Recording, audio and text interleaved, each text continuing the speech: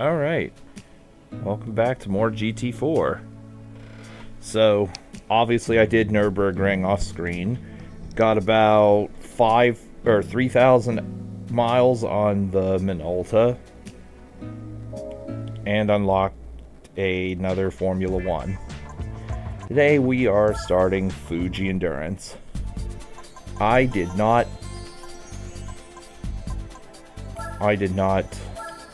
gear this at all, so let's see how this goes. 228 laps, and I am going to be cutting through the little chicane in the grass. I'm just going to cut through that, because seriously. Hey, Gabriel. Before you ask, I did about half of Clanker's Cavern in Banjo.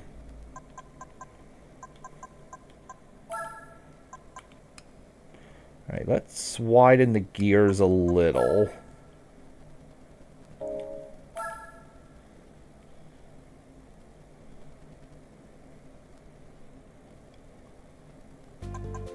Okay. Now, I'll do most of this race. Not all.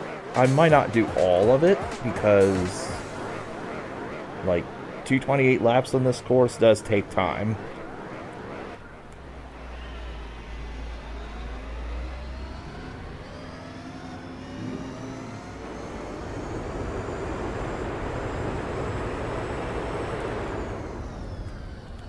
Okay, brakes are great. Get out of the way.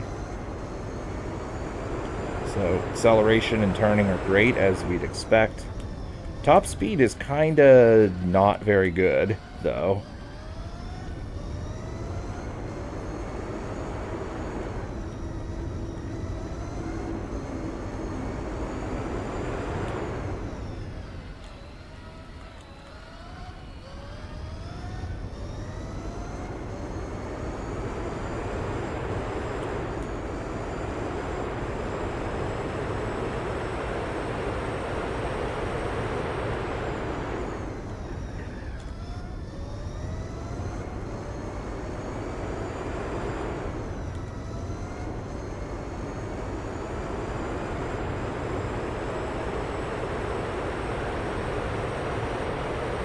Oh, we can go up to gear 7. I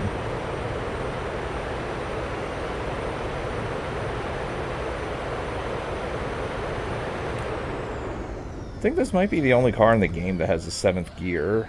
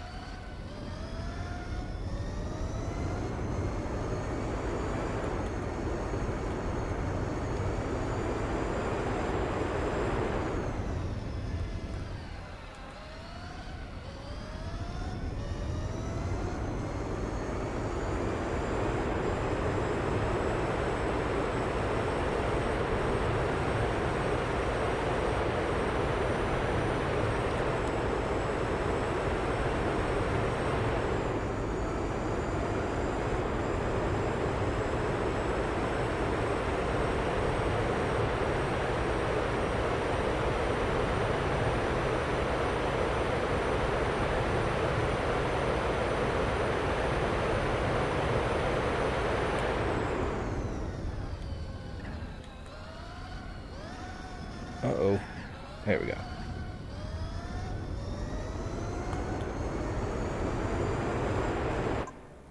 Played Banjo and Night of Doom. I will play Night of Doom either today or tomorrow.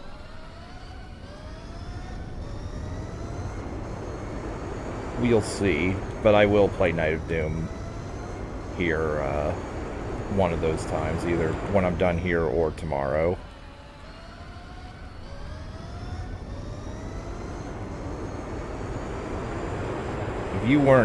If you were still asleep, I would have possibly played recorded another segment of Banjo. I'll get back in the grass, or get off the grass.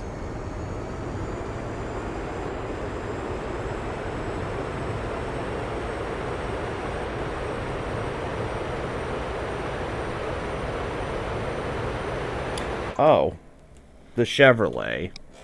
Hold on. Anytime the Chevrolet is in any of these races, I gotta play the soundbite.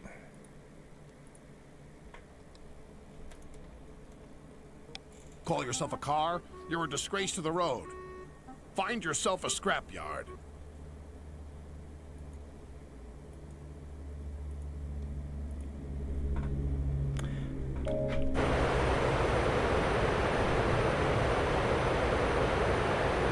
This is a great race to showcase just how bad it is compared to all the other ones.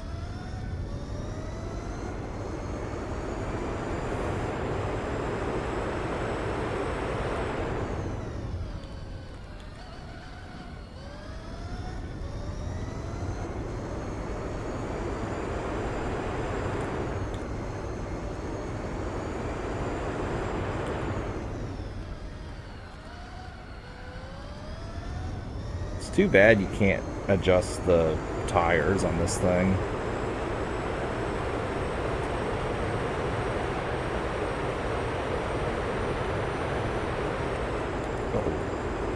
Otherwise I would. When I did this race off screen with the Nissan, yeah, it was the Nissan, I had hard tires in the front as opposed to medium. So, thinking of starting GT3 next. Good luck if you do, though you may or may not want to break from 4 after 4. I'm not sure.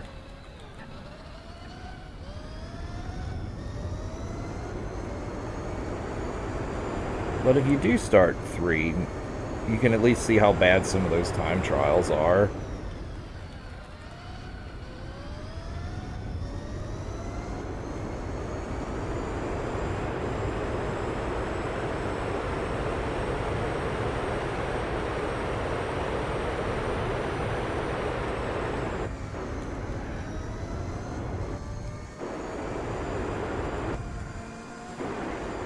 Come on, get out of the way.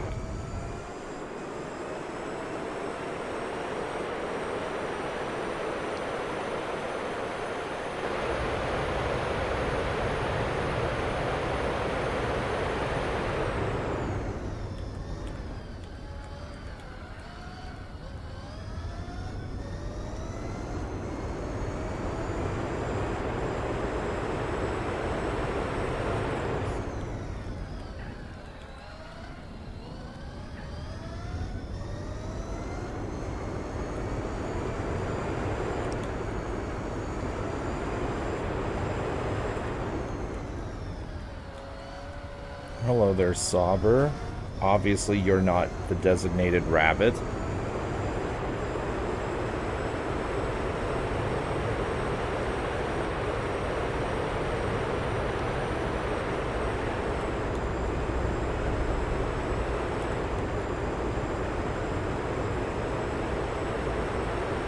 Now, a few days ago, I was playing around in Star Wars Racer first person for shits and giggles, and like, so far it's actually not as difficult as I thought it was going to be, but I only played a little bit of the Uh, is it called the Beginner League? I forget if it's called that. Or no, it's called the Amateur Circuit. I didn't play any of the actual challenging races.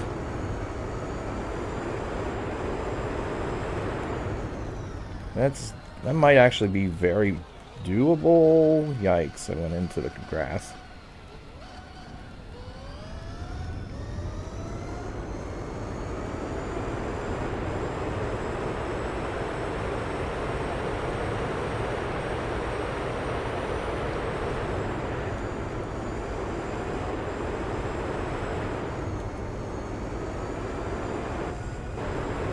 Hi there, Chevrolet.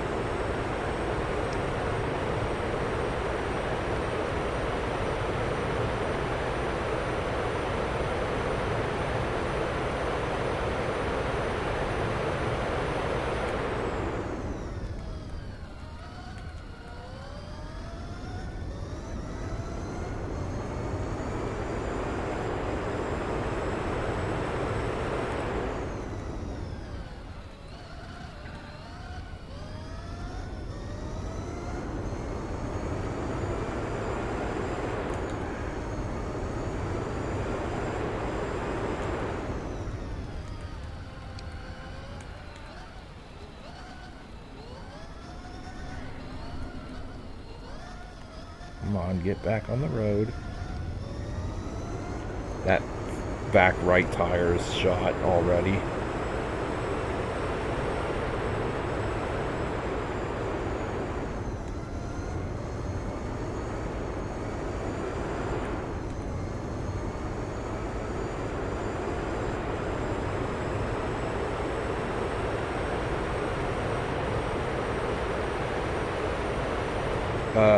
Fucking. That is a tiny air. Man, that is a tiny pit.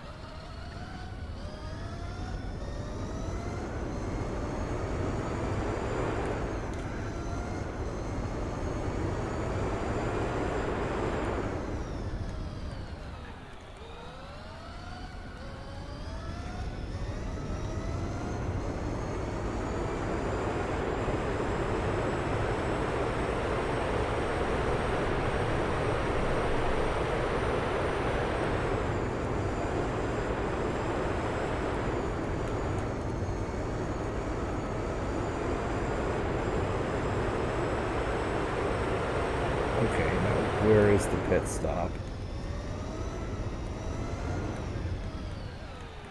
Holy shit, that is small. No fuel. Let's go. Don't plan to do it right now. I want to start in a few, probably months, that is? Weeks. Okay.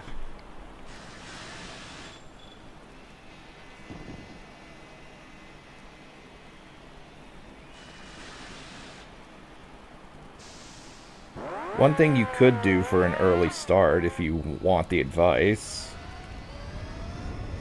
Actually, before I say that, do you want any potential advice for an early start? That is also not that skill intensive.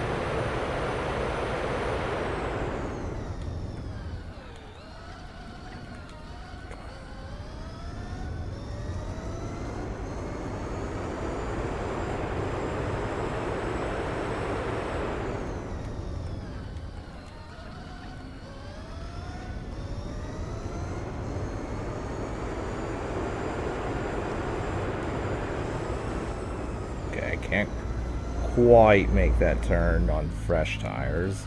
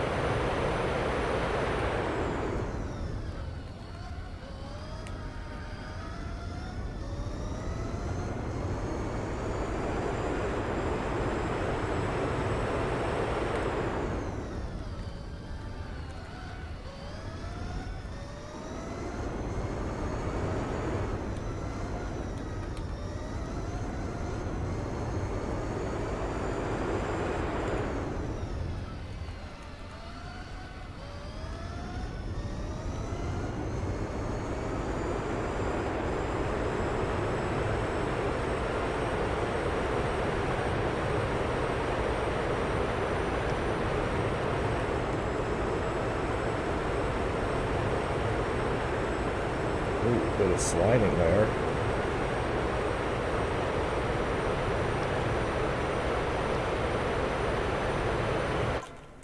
Alright, we got that, so... know what soundbite I'm playing next.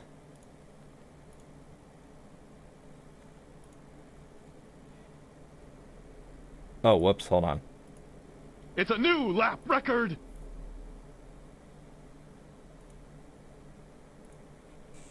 Okay.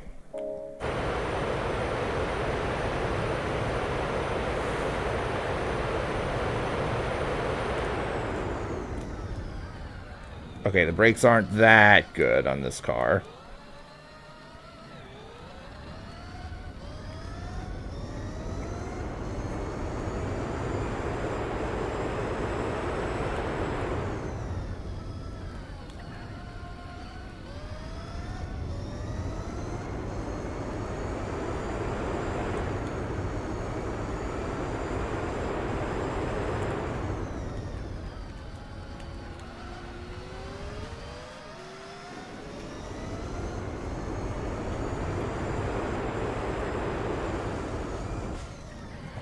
Hang on.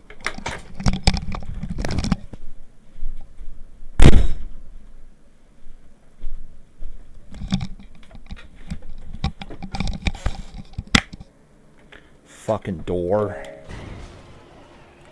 So unless that door is 100... Would you stop sliding? Okay. So unless my door is fucking 100% latched, it'll squeak and make noises. And I could have sworn I actually closed it before starting.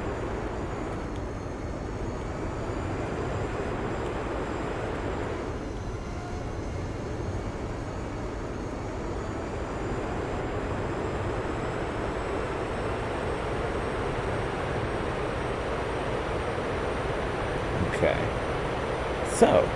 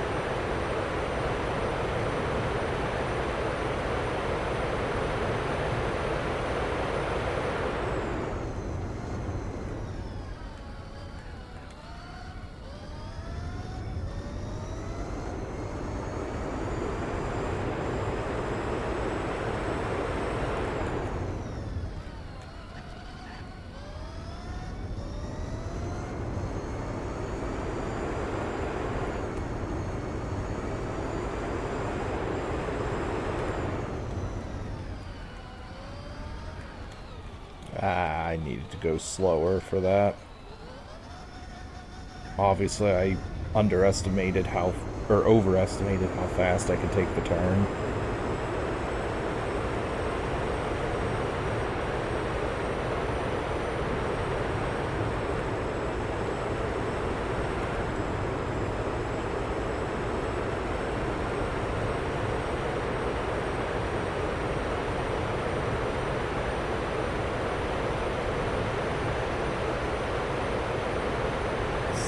You started GTA 3. I assume the, like, definitive edition.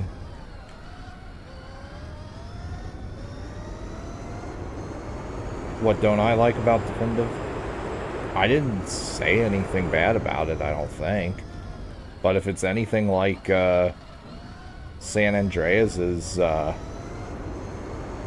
HD remaster, and also definitive edition, apparently, then it's going to be a buggy, glitchy mess. Also, the graphics on definitive edition aren't particularly appealing compared to OG. People have made vids about that. Though it's definitely not to the extent that I dislike the XBLA version of Perfect Dark. I hate those character remodels. Also, it's a new lap record. It's a new lap. Oh, whoop. Just one.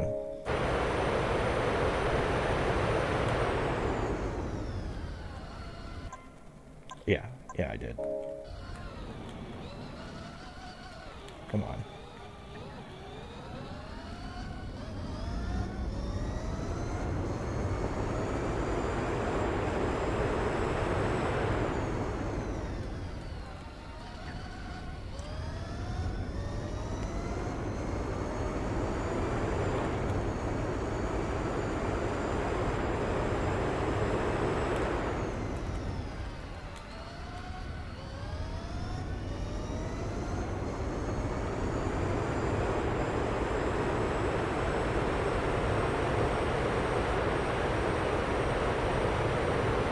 Uh-oh. Okay, cool. I thought I was gonna plow into the shit verlet and crash.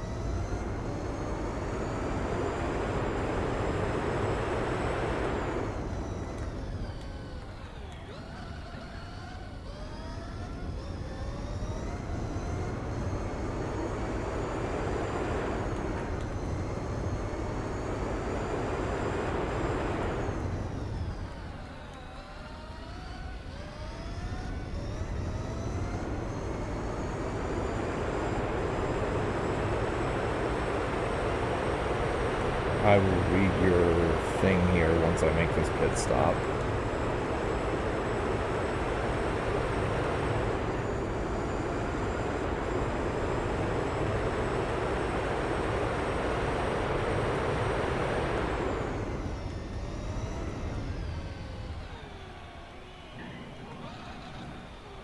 Come on, get in there. Yes. Hate most about GTA 3 is how easy it is to damage the cars and how easy the cars go upside down. Oh yeah, the physics. If I recall correctly, that happened a fair bit in GTA San Andreas as well. Okay, no more gas.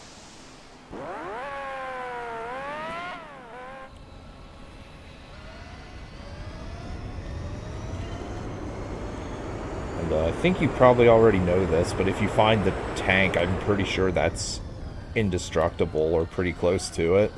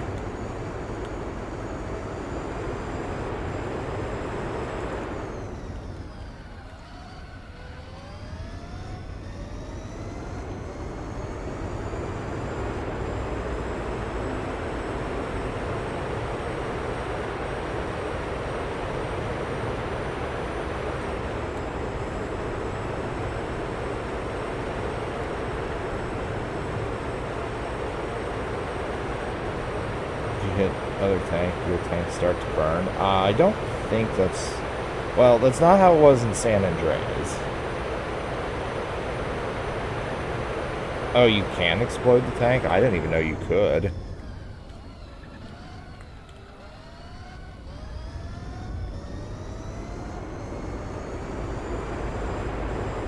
Complex string, yeah, complex string is really tough. Need to be... Yeah. Yeah, for sure. I believe if you plan on getting 100% and doing the time trials, you can at least buy the rough RGT and practice it. Similar to practicing the driving mission in Nürburgring.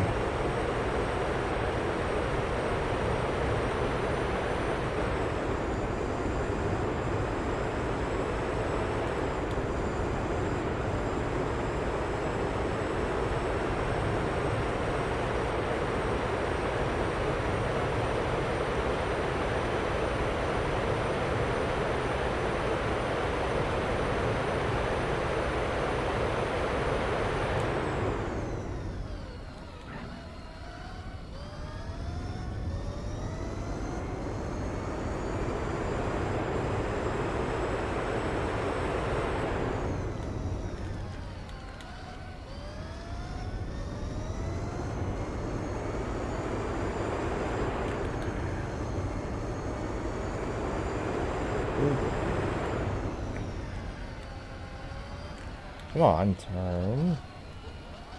Damn car. Can't use any other car. No. No.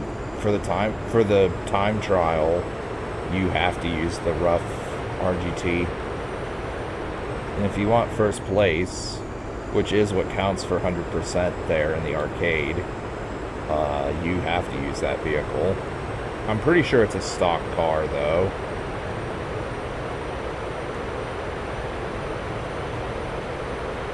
And it's treated the same way as a driver's test. So no off-roading and no cones hit.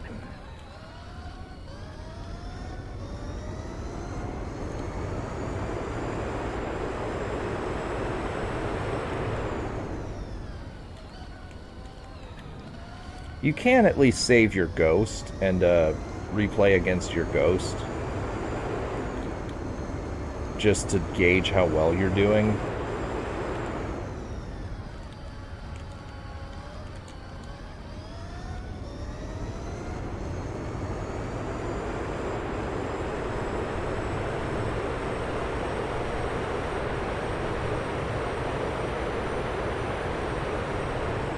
Ah.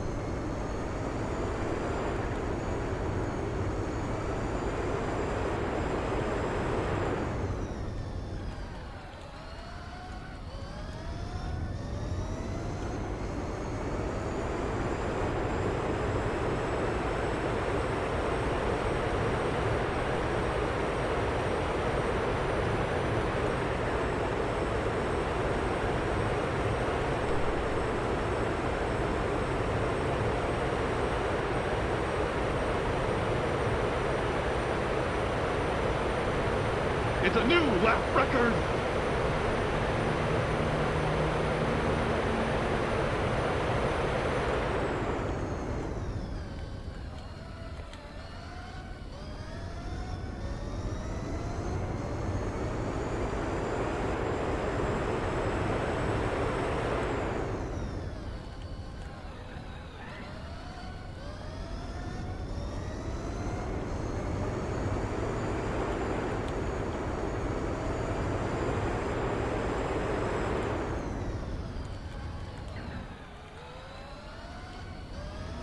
You can win the toughest tracks first person.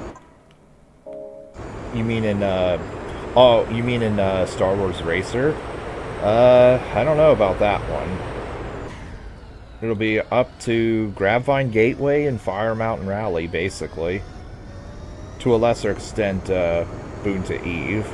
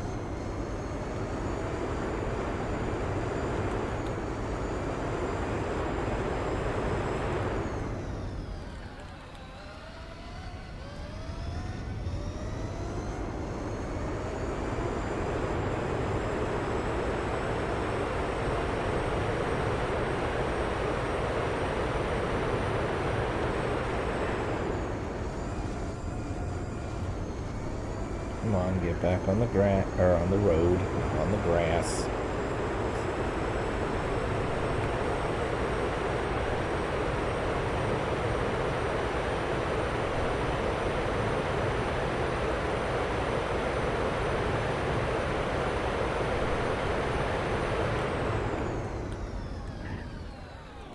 Damn it. Slow down. Can't slow down that fast.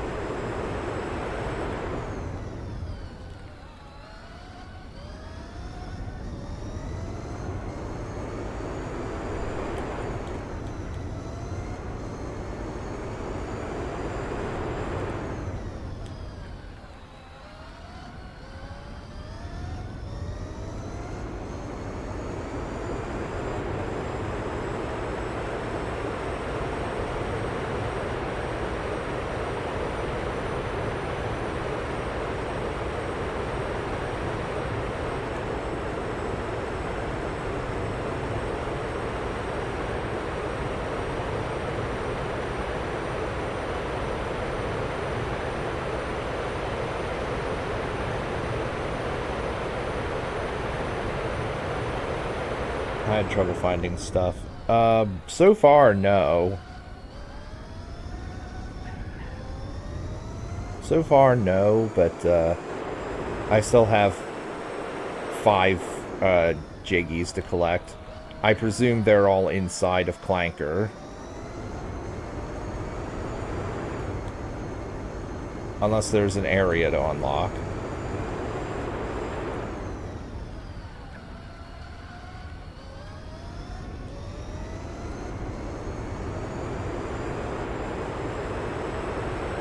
I got the one inside...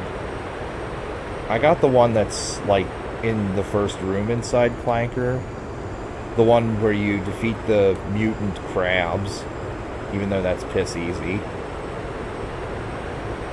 I got one inside of the tunnel in Clanker's area. And... oh, fuck. I missed the goddamn thing. I got the one at the top of the room inside his area as well.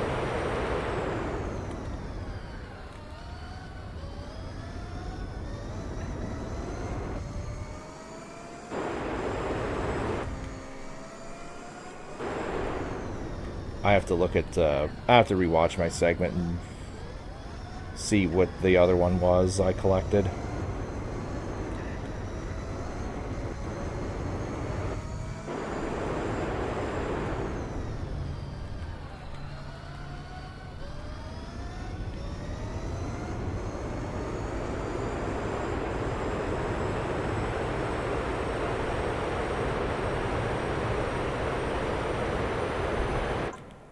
Yeah.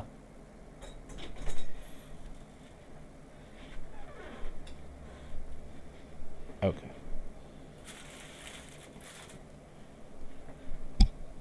Thank you.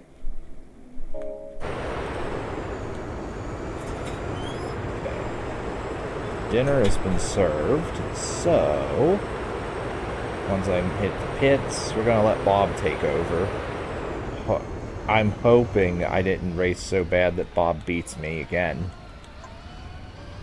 We'll do B-Spec.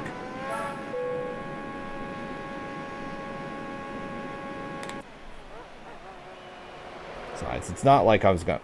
we all know I'm not gonna lose this race. I will fully refuel, though, because, we know that,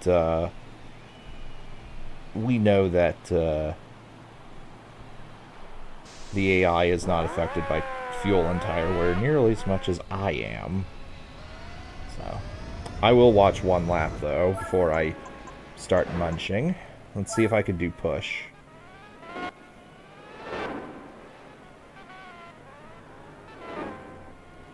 Let's see, can I do this one? How fast can Bob go? 128 is the Chevrolet's fastest time. That's pathetic. That lap does not count, because he spent a lot of time in the pits, which was not his fault.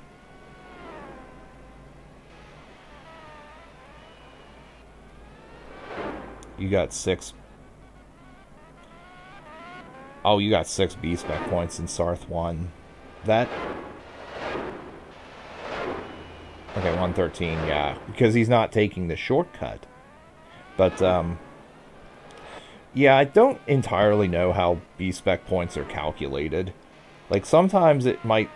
apparently, sometimes if you don't get any points, it might just look like it didn't do anything, but it might actually be doing something.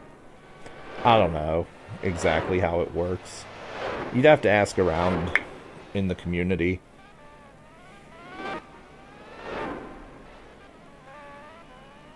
All I know is if you use a bunch of low-powered, like a bunch of different powered vehicles and a bunch of different types of vehicles and a bunch of different races, the points go up faster. So, anyway, with dinner being served, I will mute my microphone and I will eat. So I'll be back in a bit.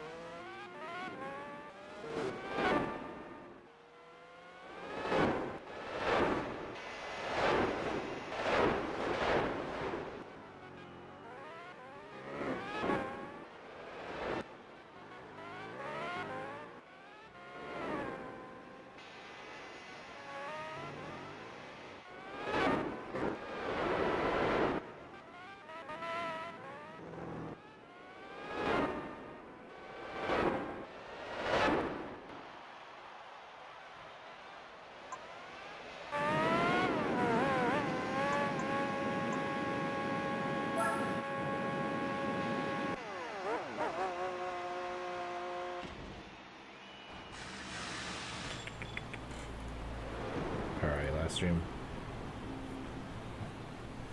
So I talked about a Super Nintendo cartridge. It has, the Arcade Classics one. It has Sinistar. It has Joust. What other games did it have on there?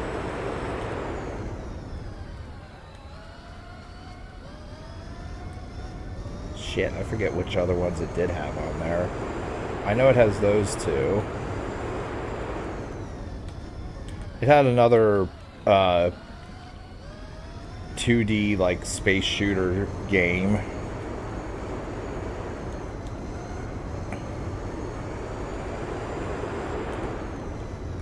I actually forget what the others are. I just remember Joust and Sinistar specifically.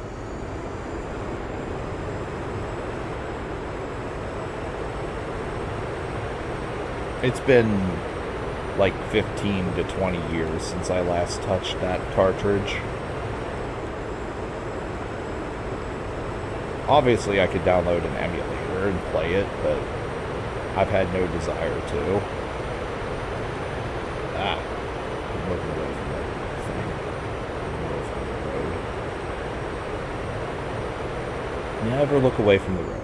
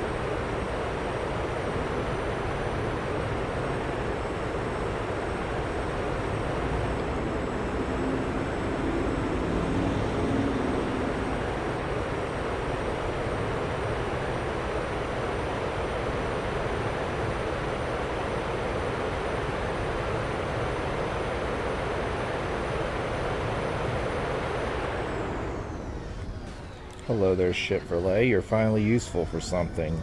You're useful for being my cushion. Haha. Speaking of cushion, goodbye there, Nissan. You help me slow down faster. By the way, Remember how I said that your car goes faster when you're low on fuel? I think we're seeing that here. You win a car. Yeah, you do win a car for 100% in a GT3. I think it's the another 094S, which is the F1 car I used to win the F1 tournament. Also, It's a new lap record. there we go. Though that was obviously because I used a few cars as cushions, not because I raced better. But I'll take it.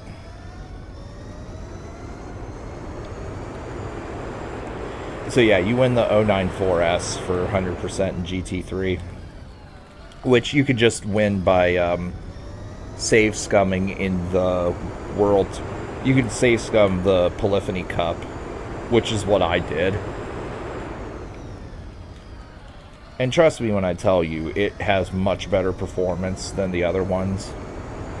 That's exactly the reason why, if you remember, when I did the F1 tournament, I specifically reset until I was the only one driving that car.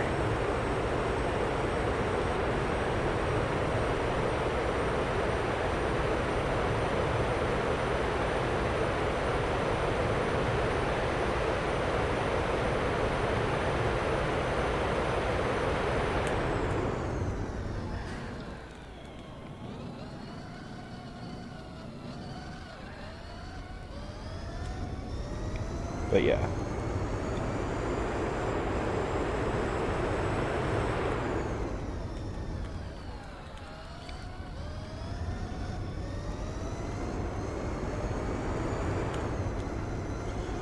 And when you do the tournament, unless you can figure out a way to get better top speed, you may have to...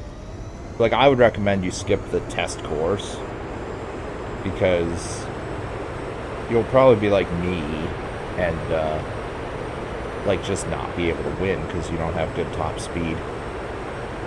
Oh yeah, it's way more difficult if you race against that car. Like, it's miles harder.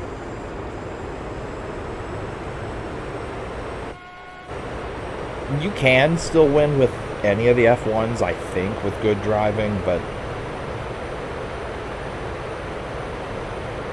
the 094S has, I think, 16,000 RPM, which, as far as I'm aware, that just means it has much, like, it has better acceleration than the other F1s,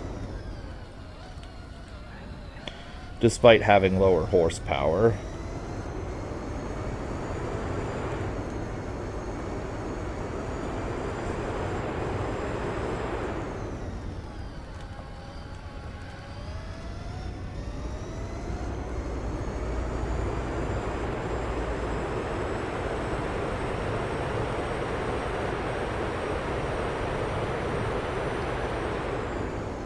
Oh, hello there, shit for leg.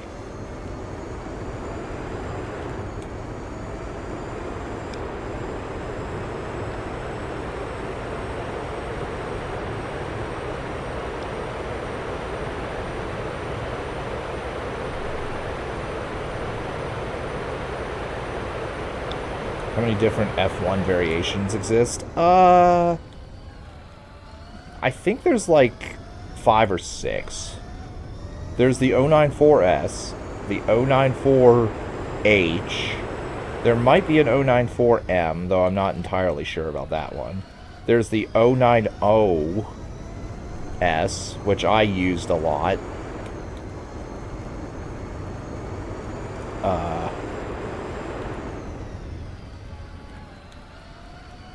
There might actually only be like 4. I forget. There is a car list on GT Planet, if you want to search. But, like, those are the ones I remember offhand.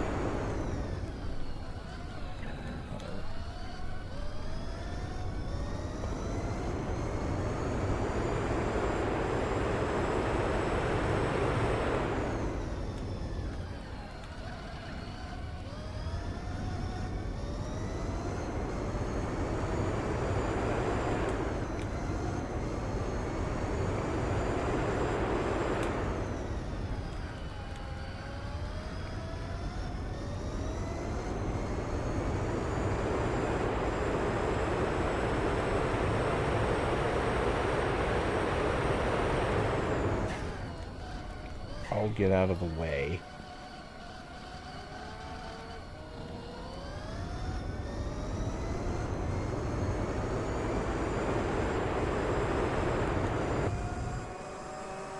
That way, Salver.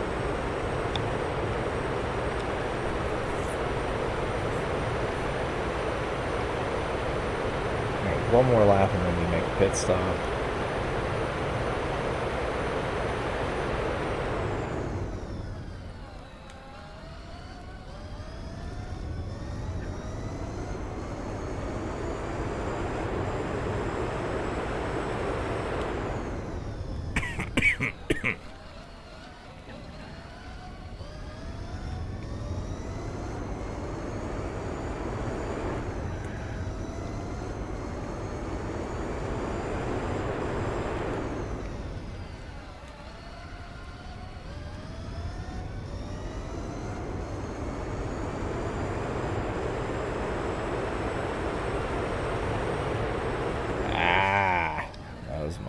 That was my fault.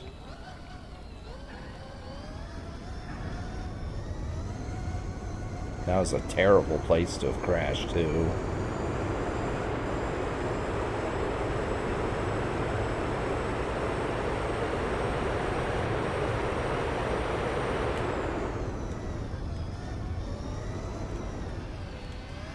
Look. Alright, yeah, we'll get some fuel.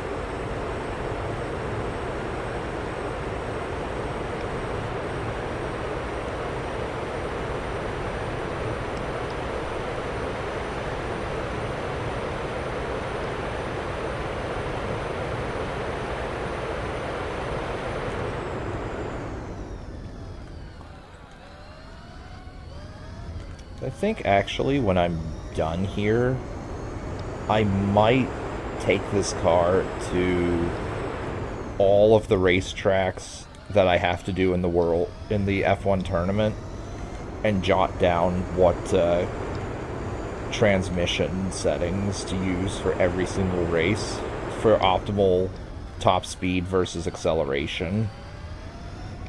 Since I feel that will be very, very useful and possibly even necessary for that tournament.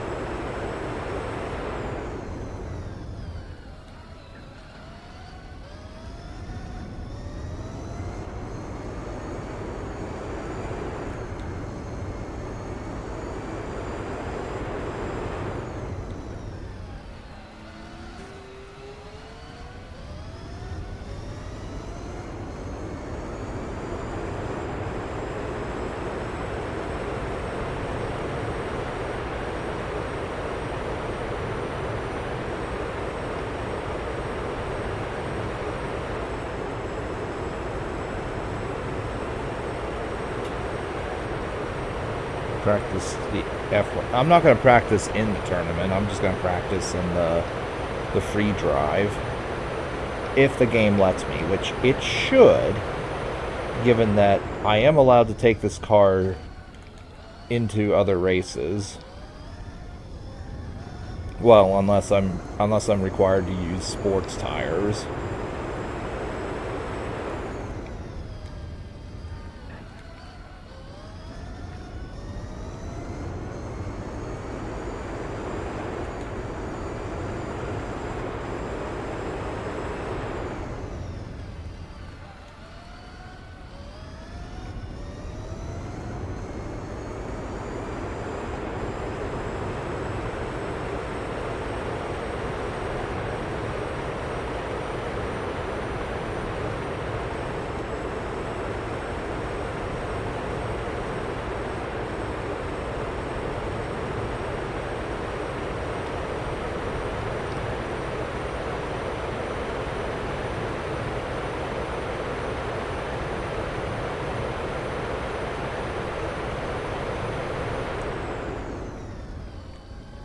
So obviously, it seems like during 7th gear, once you hit 210 miles an hour,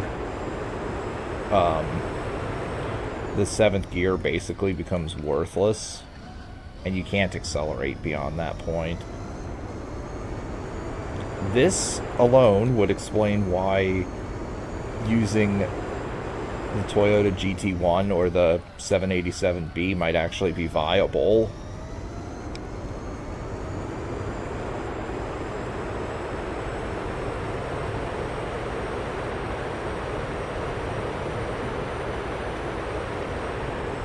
Whoa.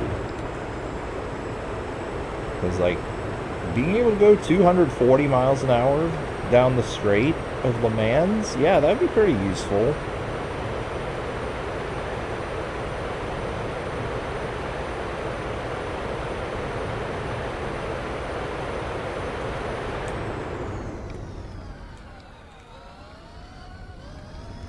Although the twin ring Motegi race would be a problem for sure.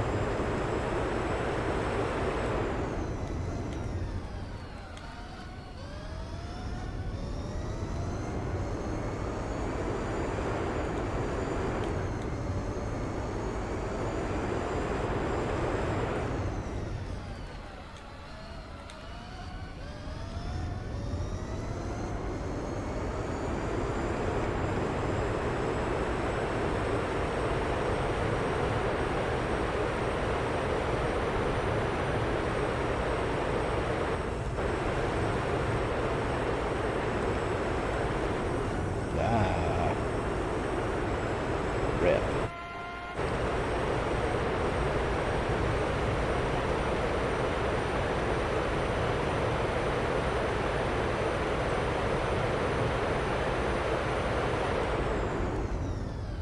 Yeah, Twin Ring is not a track I particularly care to race on either.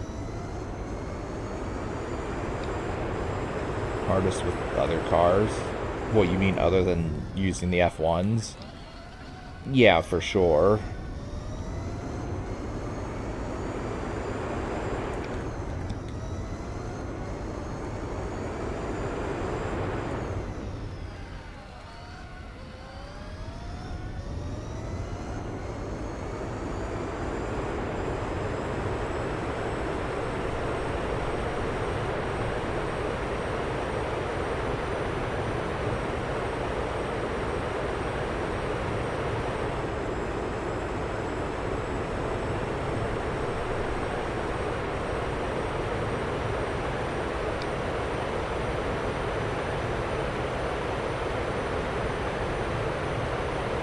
Nürburgring and Wilsarth are the only tracks you didn't lap everyone.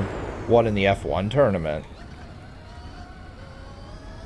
That doesn't surprise me, given the tracks are so long. At 8, I think it's 8.44 and 12.9 laps, respectively. Or miles per lap, respectively.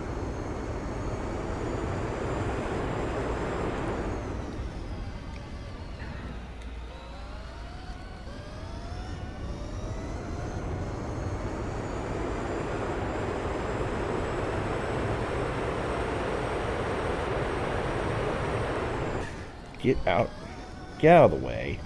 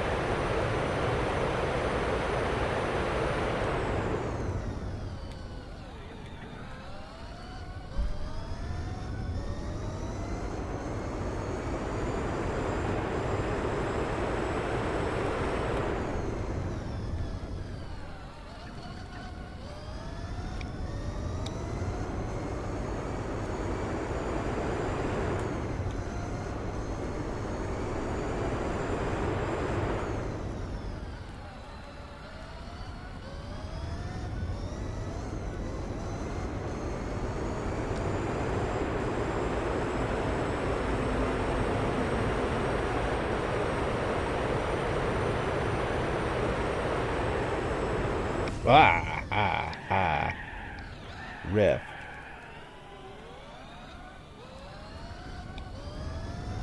Both start 24 hours. Will I show more than I showed in the Nürburgring one? Probably, because you are against Le Mans vehicles, right?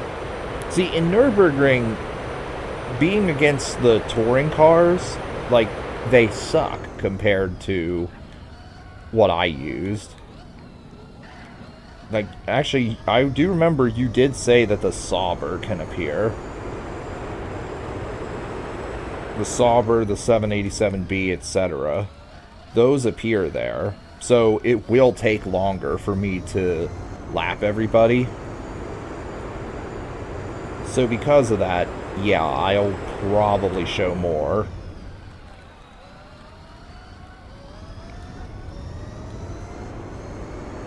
I'll probably show at least 2 to 2.5 hours.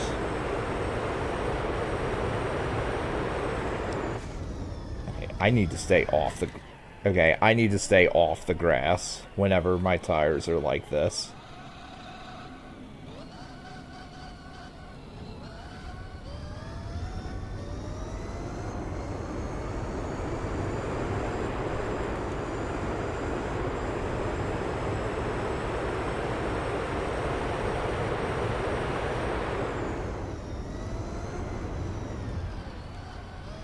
Oh, hello there, shit for lay.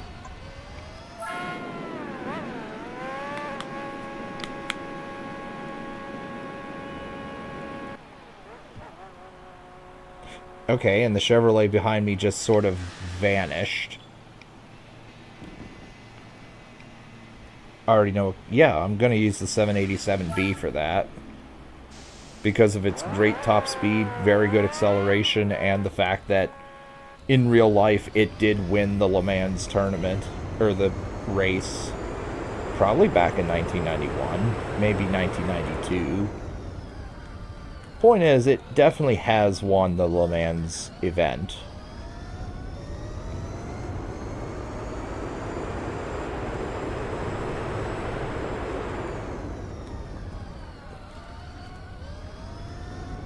I'll just use the one I already have, though. I'm not going to buy a fresh one for it.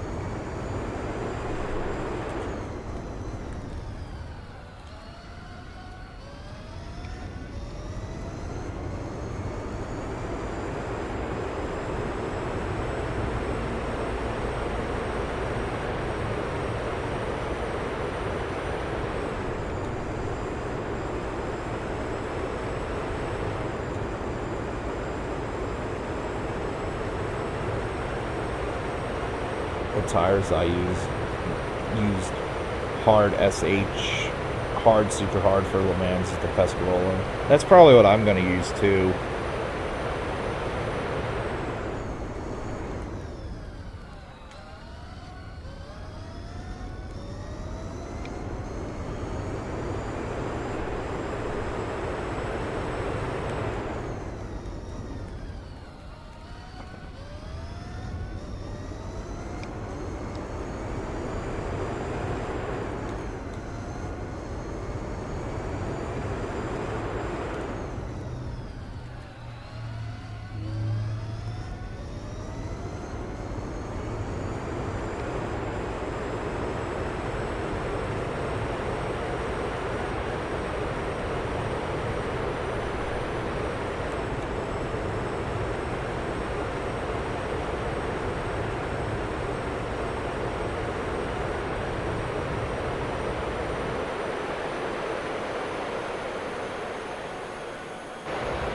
Holy shit, the slipstream.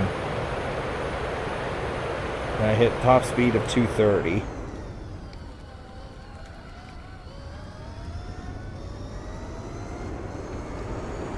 R89 has worse acceleration, turning top speed compared to R92. I want to say it. Its turning is fine. The acceleration and top speed I feel is worse, though.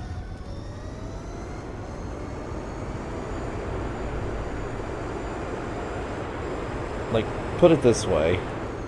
When I used the 787 to do Paris in the World Tournament, I could definitely feel the power difference between that and the R89. Although, to be fair, I had already raced about 3,000 plus miles, I think, in the R89, possibly more,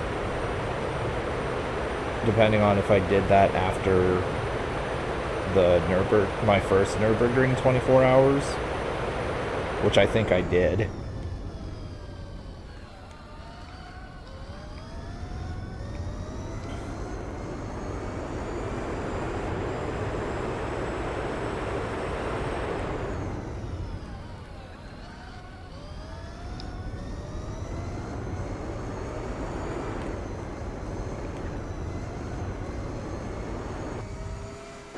Get out of the way.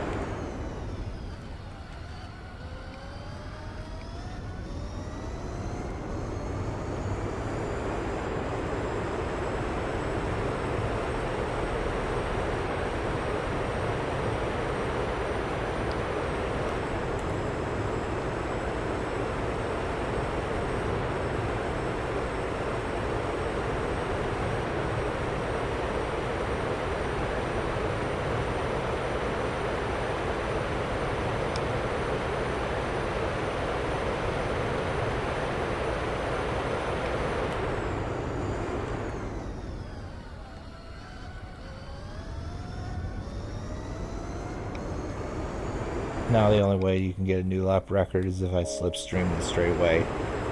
Yeah, probably. Although I'm not that concerned about it. If it happens, it happens. Or if I have a bunch of different cars for cushions. So that's the only reason I got that 101. Because I had a couple cars to cushion my turns and brakes and such.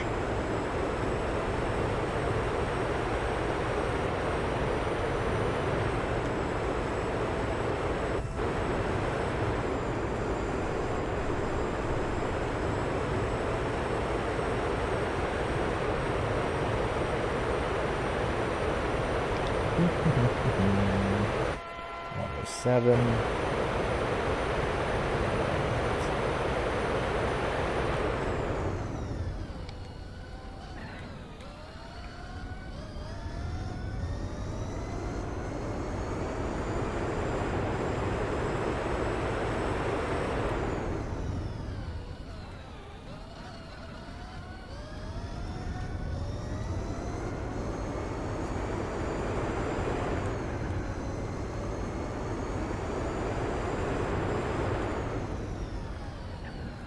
Yeah.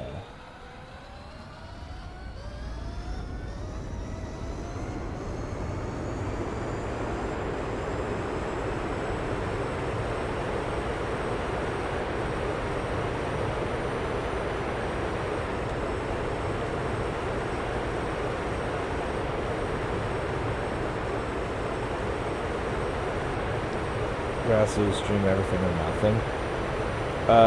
It does not have time trial cheats. It just has, well, it has some mission time objectives, but it's not the same as GoldenEye. Like, in order to get the platinum objective in each mission, you have to first achieve the target score, which is most easily obtained, in my opinion, by like firing firing at least one bullet. The fewer the better, although some objectives do have to be shot. And then using melee attacks to down every other enemy. Because one of the things you need to get a lot of points is ammo efficiency. So, like, if you headshot one guy and kill him, and then you use combos to knock out 10 guys, your ammo efficiency goes to like 1,000%. So you get like I forget what the calculation is for points there, but I think that would be 100,000 points. So yeah, there's that, and you have to beat the mission in question on 00 Agent. You do not have to do both of these at the same time. You can play on Operative, get the score that you need, and then just beat the mission normally on 00 Agent, and then you unlock the potential to earn the Platinum objective. And some of them are beat the mission quickly. All of the driving missions are beat the mission quickly. I know Vertigo is complete the mission quickly.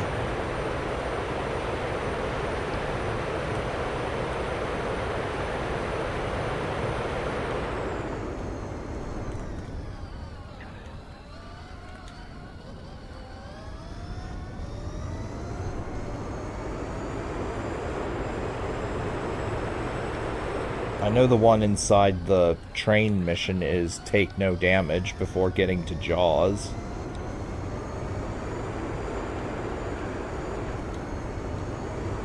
There's a couple of fire no bullets objectives, and those ones can be pretty shitty.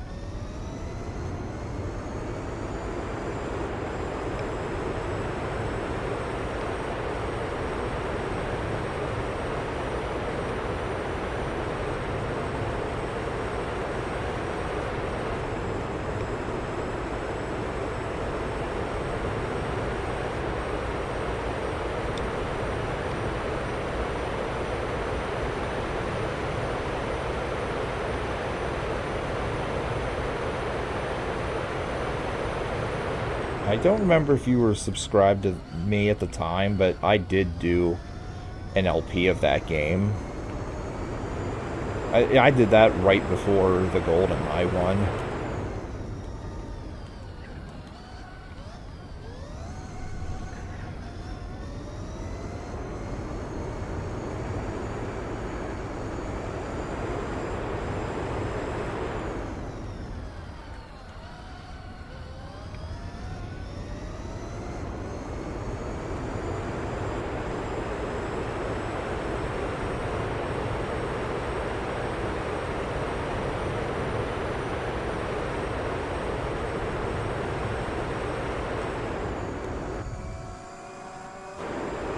Yeah, play Saga.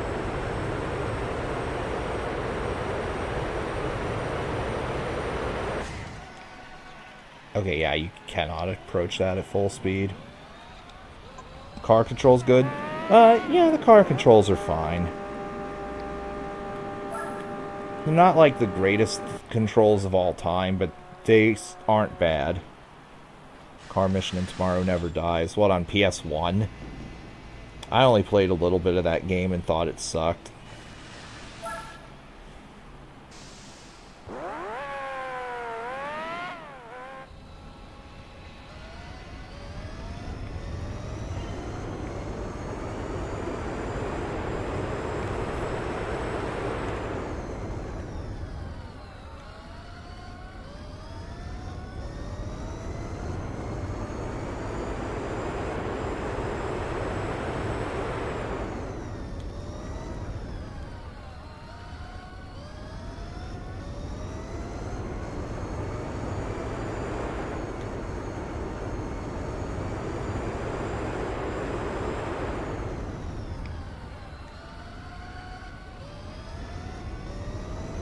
stopped playing Dead Space.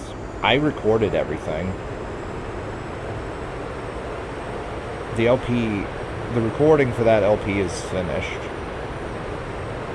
I uploaded, it was late in the day, but I did upload the most recent 2 segments. But yeah, I stopped playing it.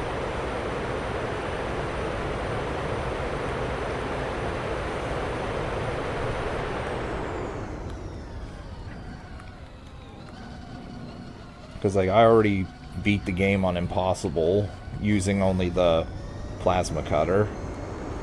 And I don't feel like playing the game enough to grind out getting all shit fully upgraded on every difficulty, which I could do, but there's no real point to doing that. By the way, could you check if the remaster is available on PS4? I don't think it is, but if it is, I might have to play that.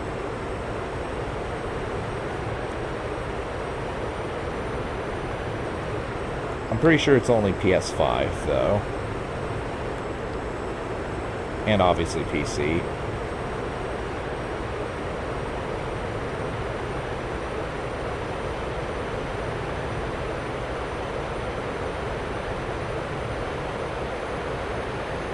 Hello, Slipstream. And the ship relay.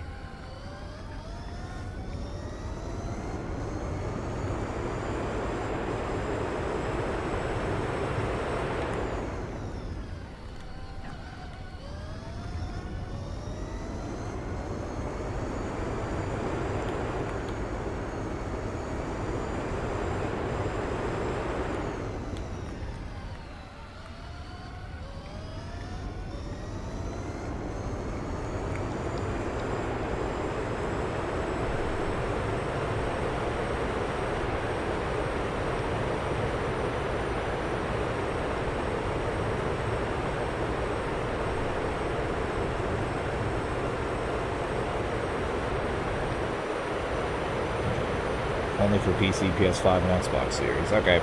That's what I thought.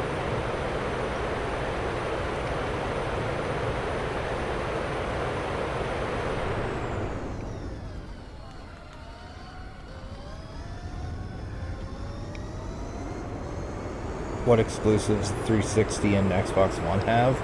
The Xbox One has, like, no exclusives as far as I'm aware.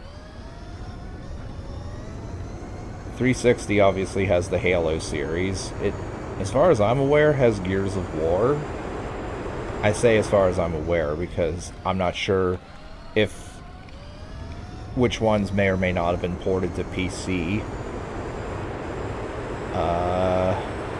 The first Alan Wake was 360 exclusive. Perfect Dark Zero definitely was.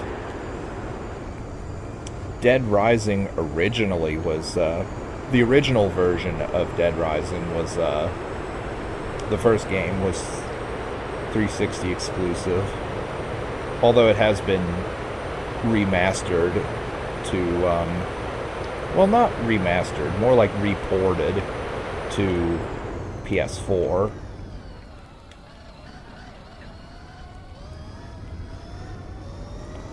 Crackdown 1 was exclusive to 360.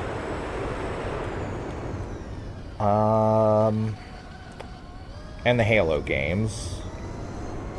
Forza, although I've heard that the newer ones are on PS5 also. And that's about all I can think of offhand.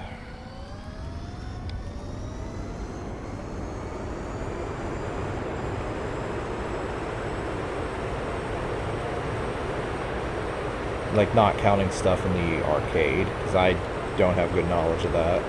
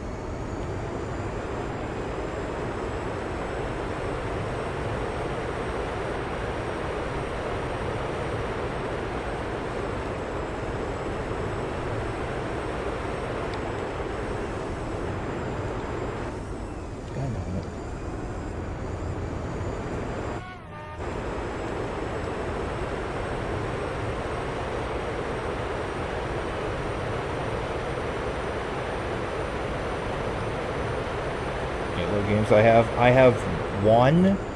I have the 10th anniversary of 1 on the 360. And I have the original Combat Evolved on the original Xbox, although I don't have a console to play that with. I unfortunately only have the original Xbox version of Halo 2, so if I want to play that again, I'd need to buy a 360 version of that as well, which I think I can do, even though the marketplace is shut down for the 360. And I do have Halo 3. I don't have Reach, I don't have whatever the RTS was. I don't have ODST, I don't have 4. And I certainly don't have 5. God damn, get on the fucking road. Get all out of the grass. Playing in the grass is bad.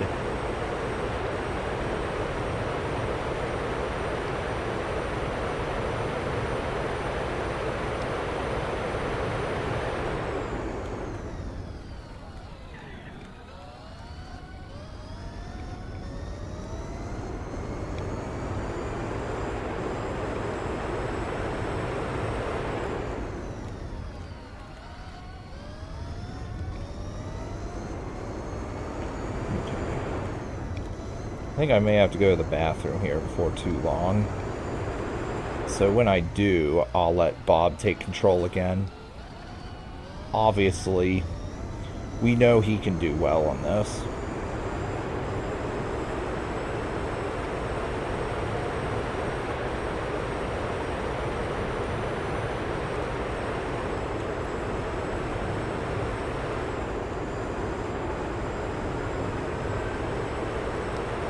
Some Halo have local multiplayer. I think they all do. I could be mistaken, but I think they all do. At least 1, 2, and 3 do. Not sure about ODST or 4.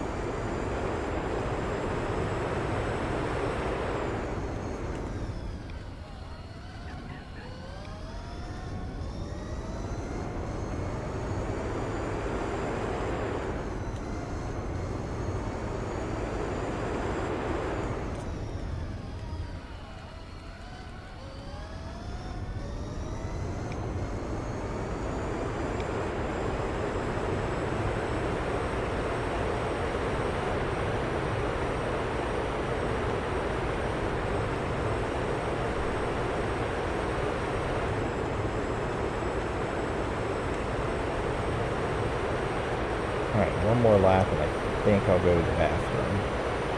And then Bob obviously can resume control for a bit.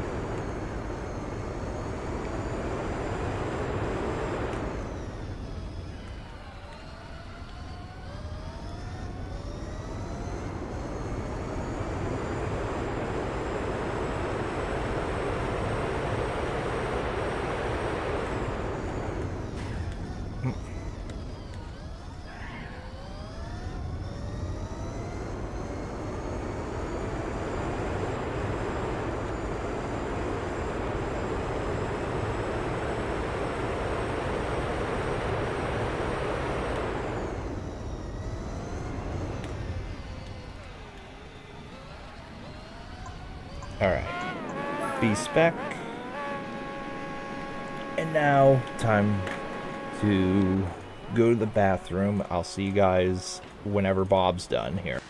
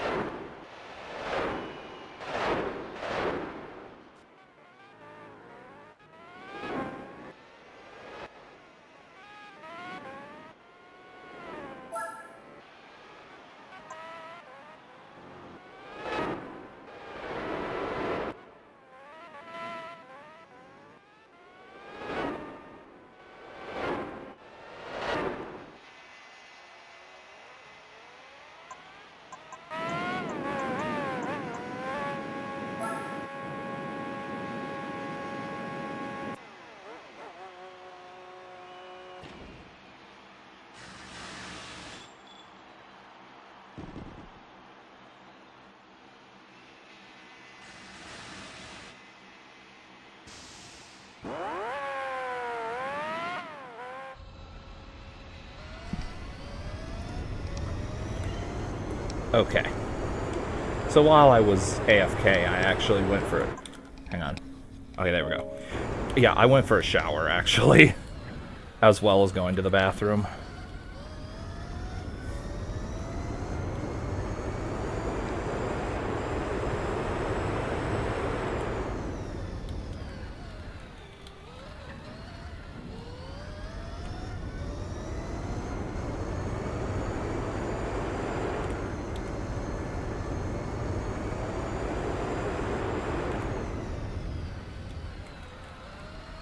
So, unless anything else happens, I should be good to just do the rest of the race.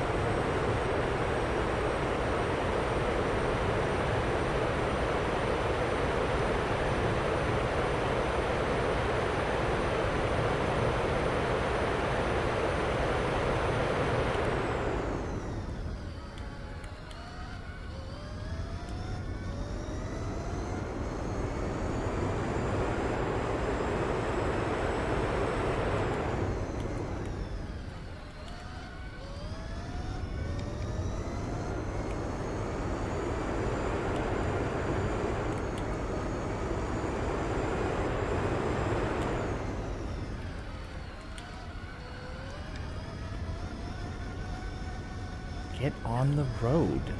There we go.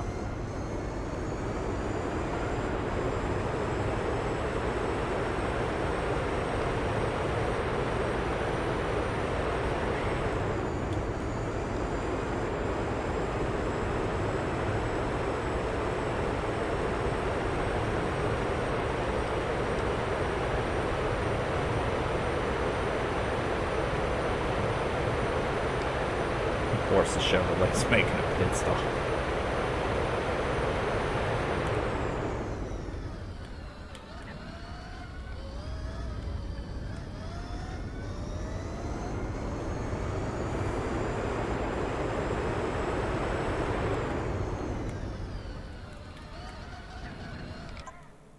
Okay, I thought for a moment my OBS was disconnected again, but no. Something else just popped up.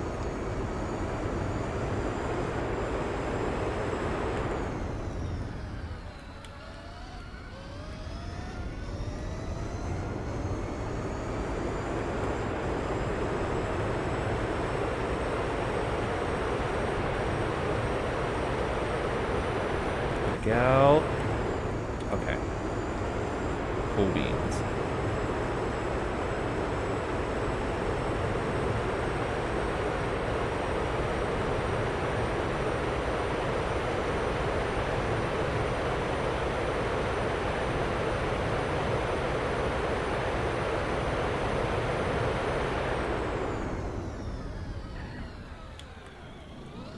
Son of a bitch.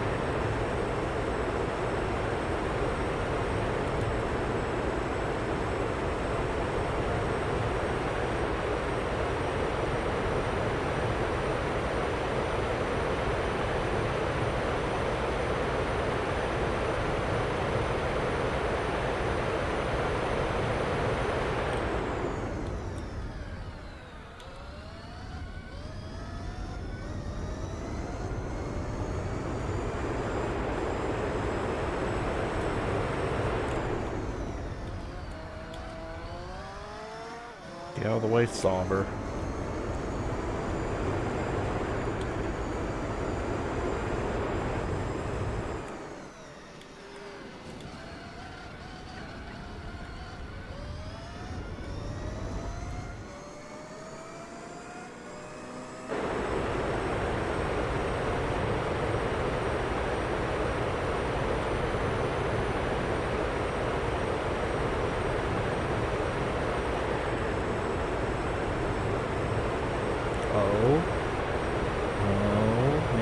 Maybe. No, not quite. Damn. I was really hoping I would get a new lap record there.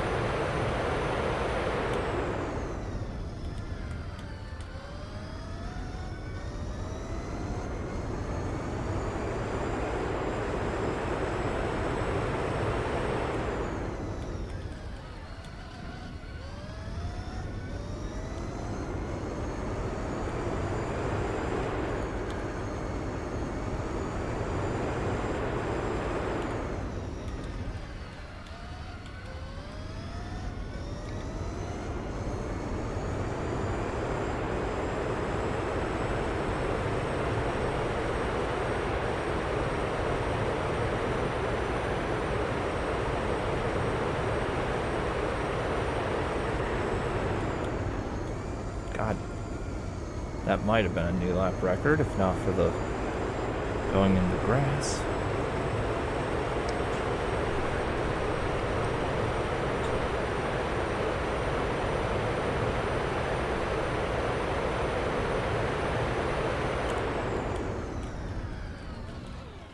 And that's, yeah.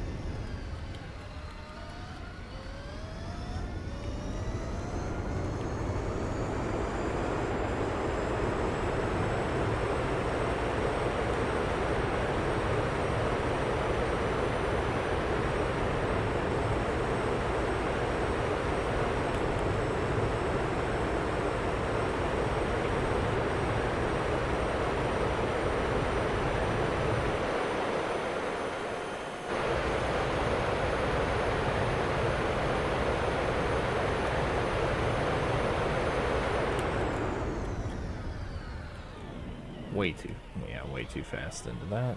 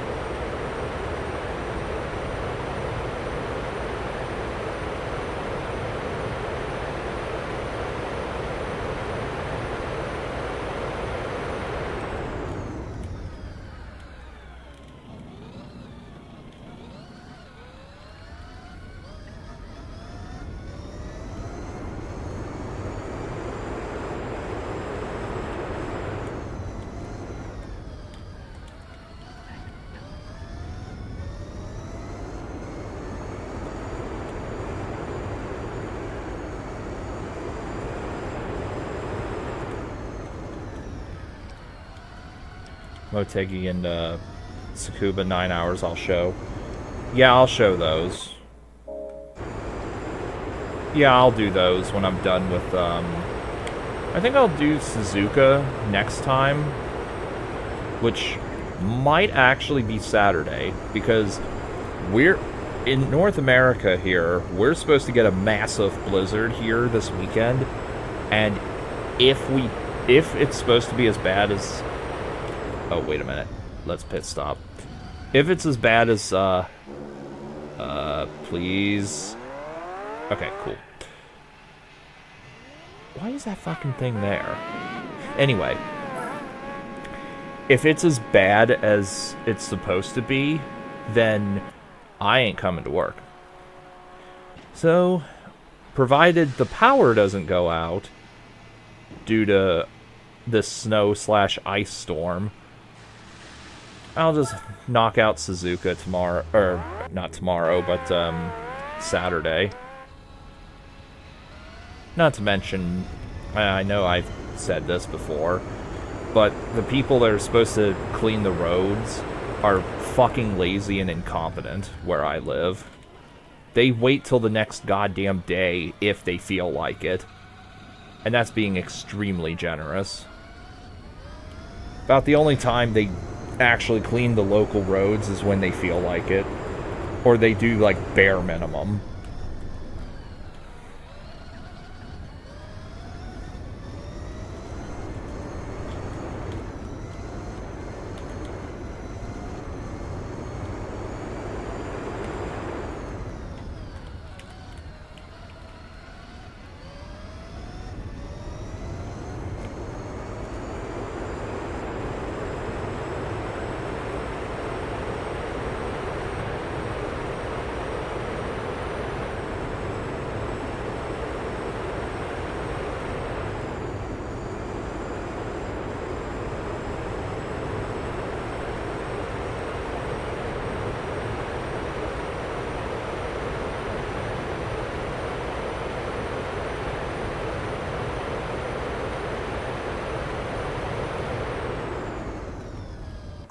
If I stream Saturday, will it be usual time?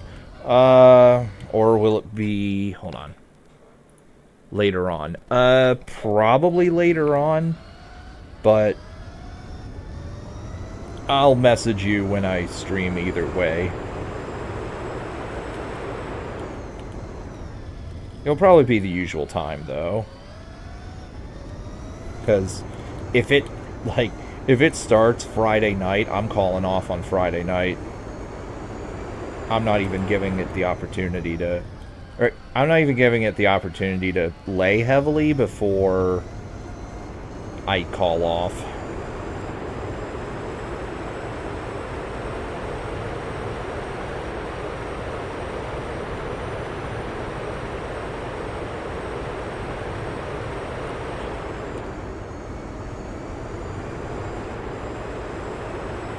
Another reason why is because I don't want to be calling off in the morning, because the manager that works in the morning gets pissy if you call off unless something happened to your car, basically. Like, she's one of those managers that literally is like, how dare you call off for any reason, even if you have the fucking Black Death. Like, you could literally have the Black Death, call off because you have Black Death, and she would get pissed. The only way she would accept calling off sick is if you're in a coma, or if you've been pronounced clinically dead.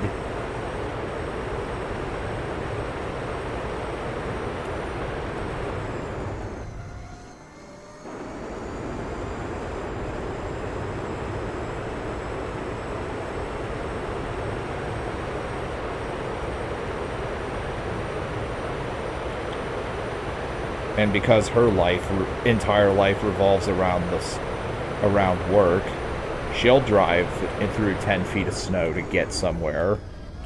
But she also won't call or cover anyone other than her own shifts.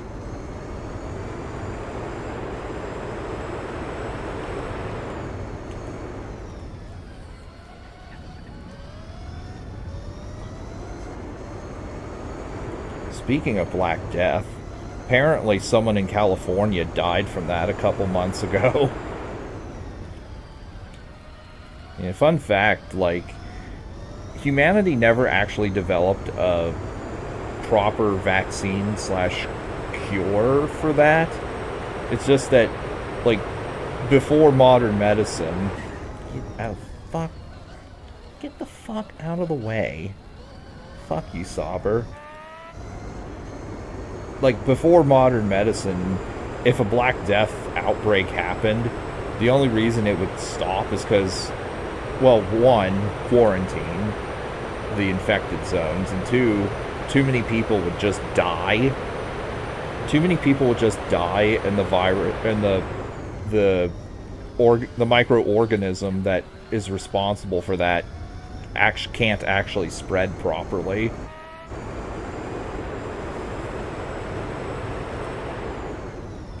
And obviously these days, like, modern medicine pretty much eliminates any potential for that to happen, unless it mutates.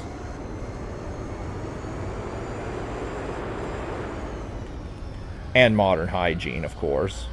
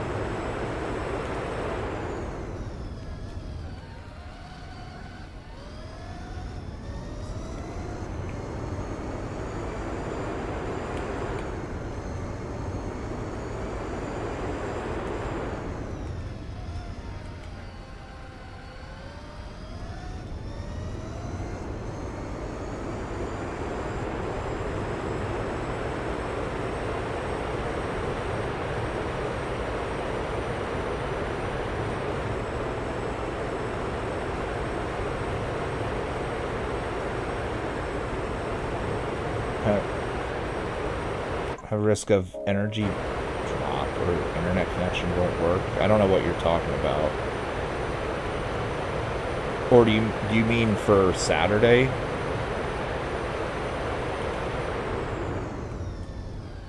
If you're asking about Saturday, then the entire power grid might go out.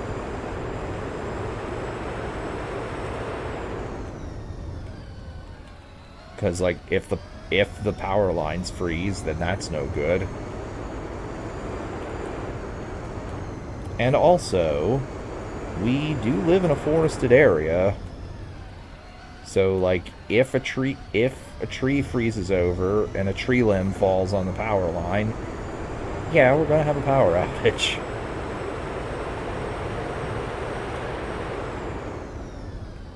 But then, yeah, there's the possibility that the internet itself might go out, too.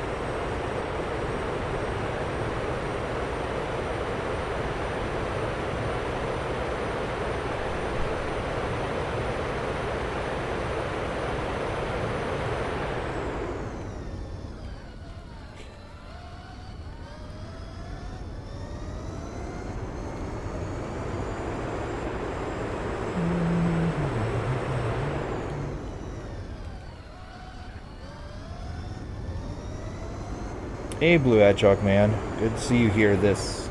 I'm just gonna say evening, because it's only 5 minutes until 6.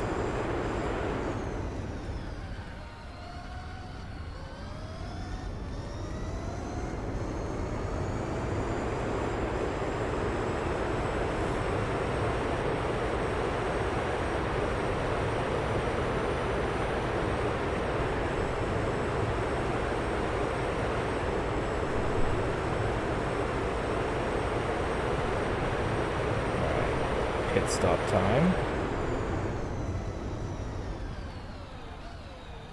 That is a terrible pit stop area. Holy shit.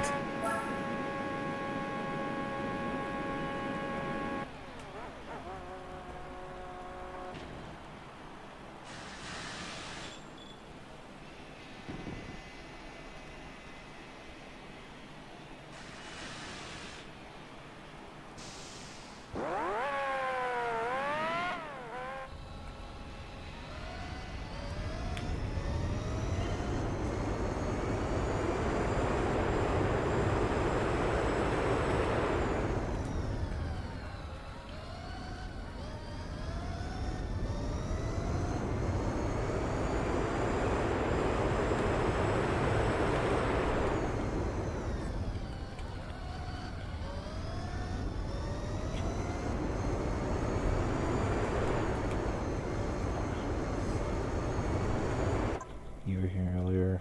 You were getting ready to go. Ah. Sonic Advance 1 for GBA. I think I may have seen you play that a little bit. Isn't it no commentary? I feel it is.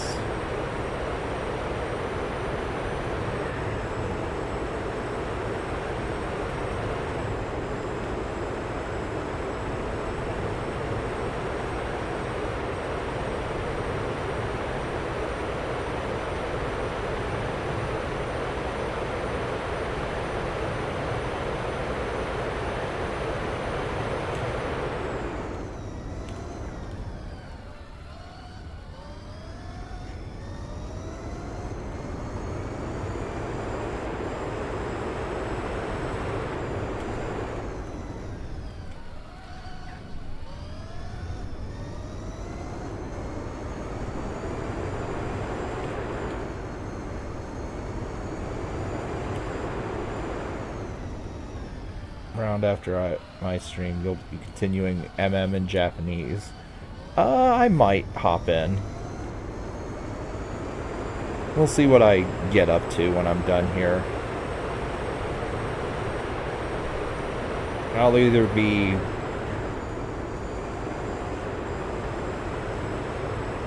possibly doing something with the missus, though I'm not sure yet.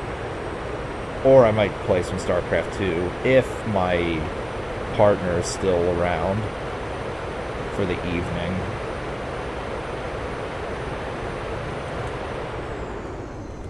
Otherwise, I'll hop in if neither of those go well. Well, if either of those don't happen.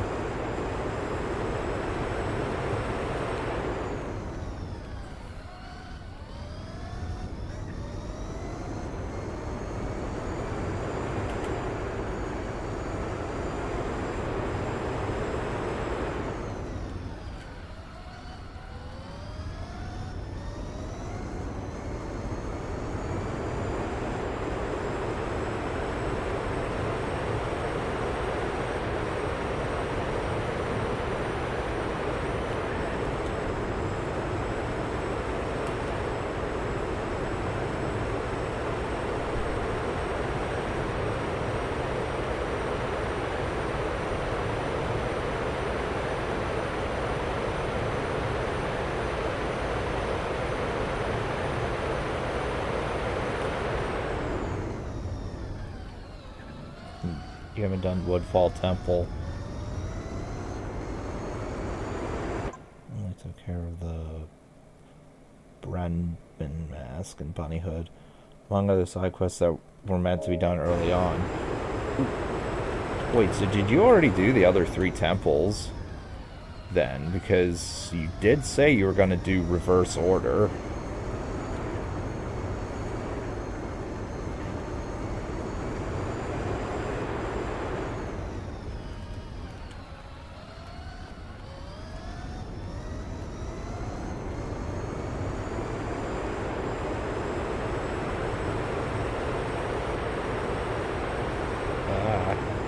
There we go. Or you just like doing stuff outside of the temples normally.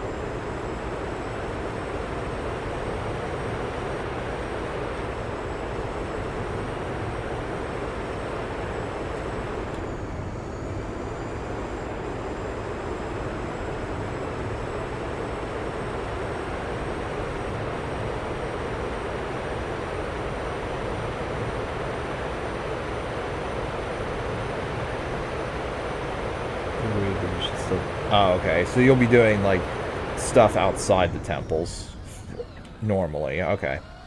Yeah, that makes sense. And yeah, definitely. Yeah, it wouldn't make sense to do all the fairies in the temples in the normal order and then just be like, okay, I'll do the temples in reverse order and then just warp straight to the boss. Like, that would just be silly.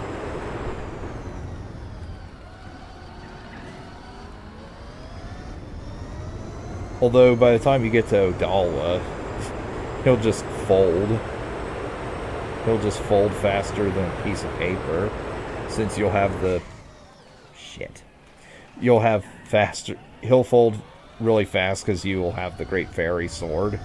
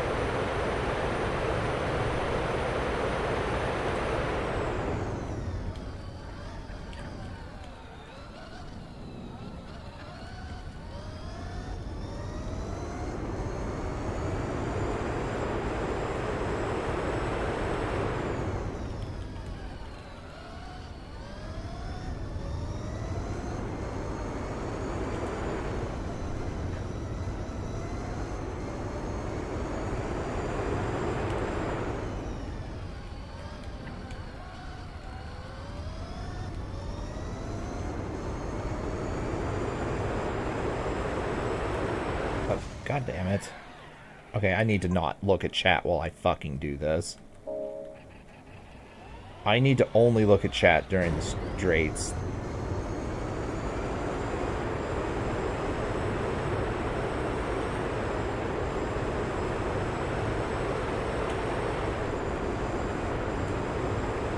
Okay, there we go. During the straight. Tons and tons for the arrows. Oh, yeah. Wait, do you need the ice arrows to go into the spirit temple? Or the stone tower? Come to think of it, do you need fire arrows for anything there? I don't remember.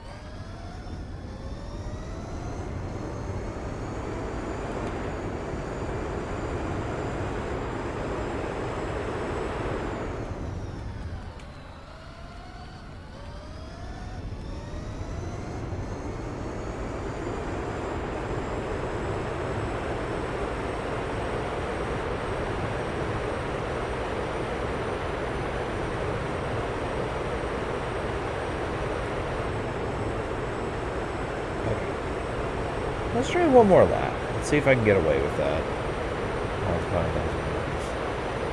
Adult wallet. That definitely, yeah, it'd be time consuming, especially if you don't have the rupee farming method of shoot that one skull in the stone tower with the light arrow. Since you get an absurd amount of rupees for that. I think every time you do that, you get a purple for that.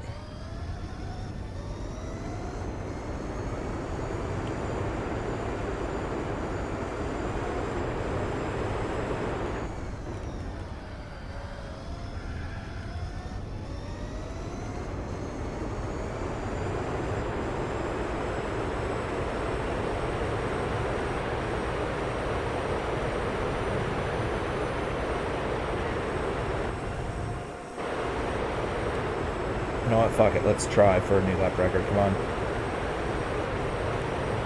Come on. I'm not going to make it. 1 second too slow. And I'm starting to drift to the right. So this back right tire is shot.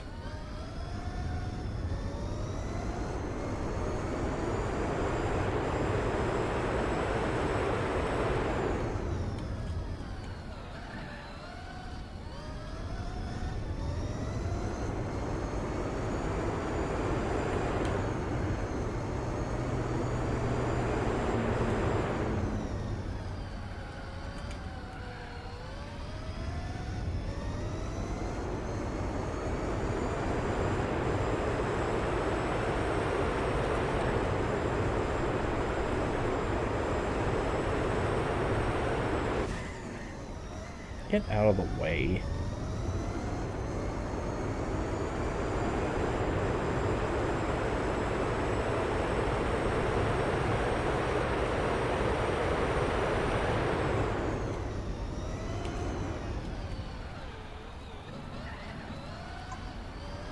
Okay. You need regular arrows are required to even enter the mountain village. Yeah, that's true.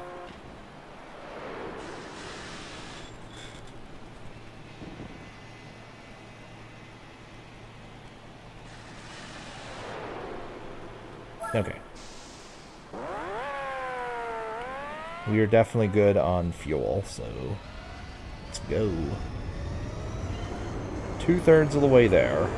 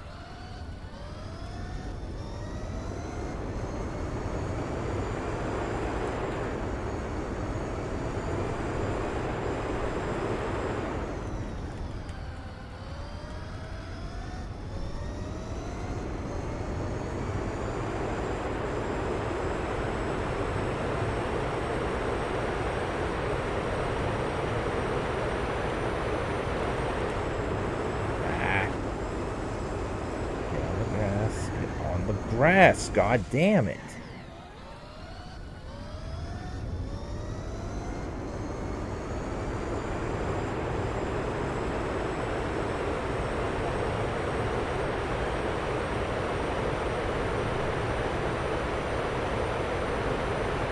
How many times have I finished OOT and Majora's Mask?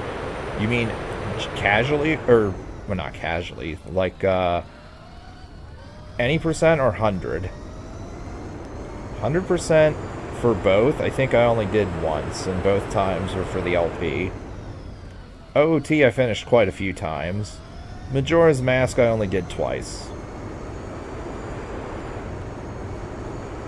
Including the LP. Ah. I'm getting worse and worse at this track.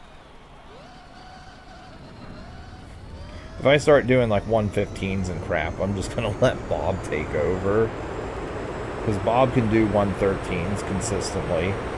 Keep in mind, he does not cut through this little chicane like I do. Since the AI is not coded to know how to take shortcuts, unfortunately. So, yeah.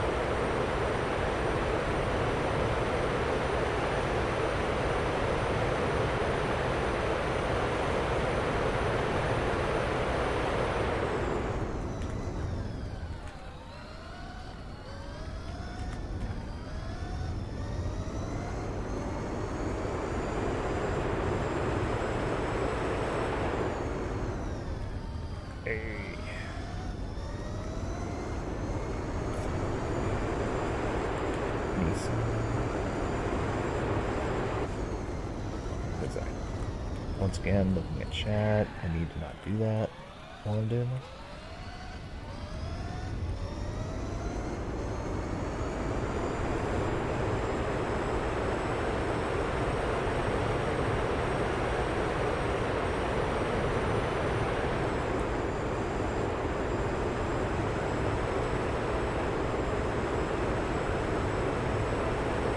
The other time I finished Majora's Mask, I just did some of the side quests and got up to like 9 hearts or something like that. I didn't do a whole lot. I just mostly did like a few side quests here and there and just completed the game. I did not go in with the fierce deity mask like I did in the LP. So that thing is so OP. Get out of the way.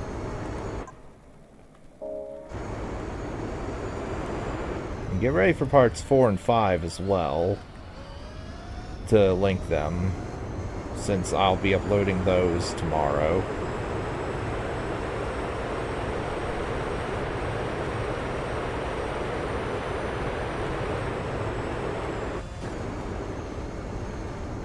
Get out of the way.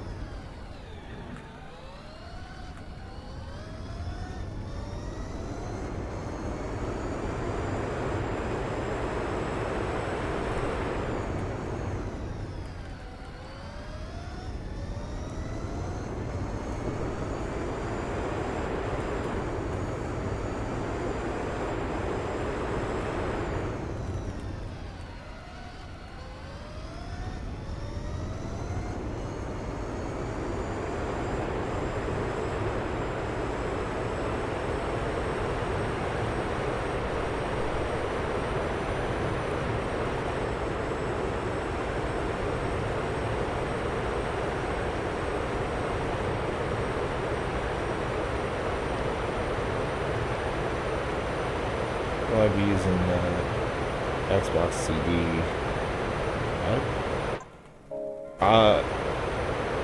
Banjo-Tooie was not available on Xbox Live. As far as I'm aware, it wasn't. Actually, no, I did look. Only Kazooie was on Xbox Live Arcade. So, yeah, I'm not using a disc. But I would play that on an emulator, since apparently there's no real problems with playing that on an emulator. No, i.e. no ROM issues / emulator issues. Unlike DK64.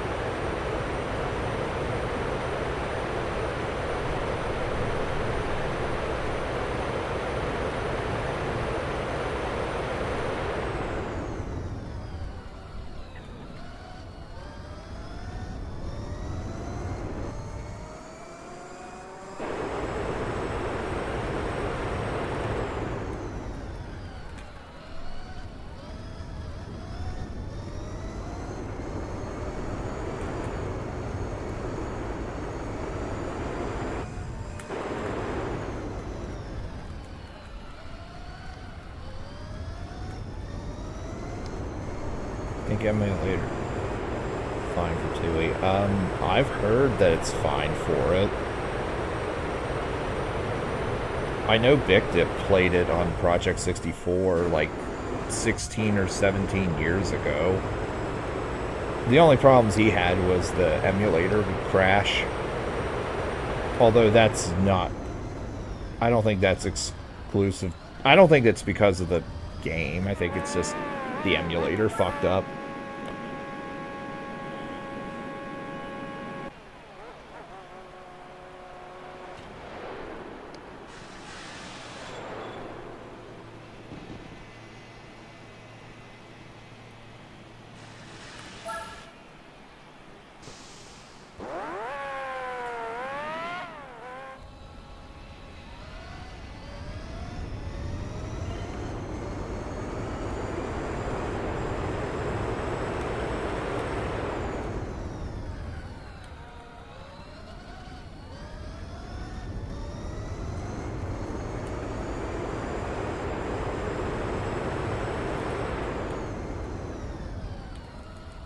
Okay. That's good.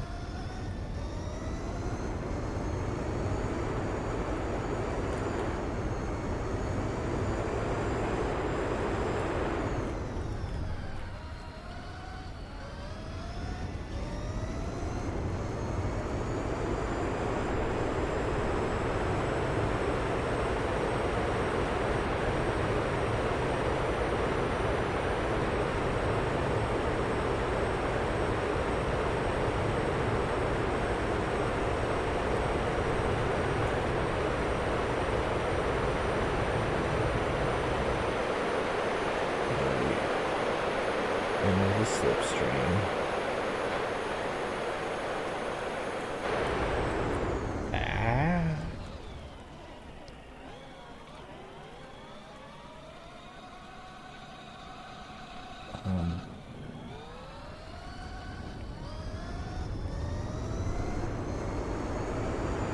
If you do a playthrough of if you do DPP live, are you going to do any challenge conditions, or just a standard-ish playthrough?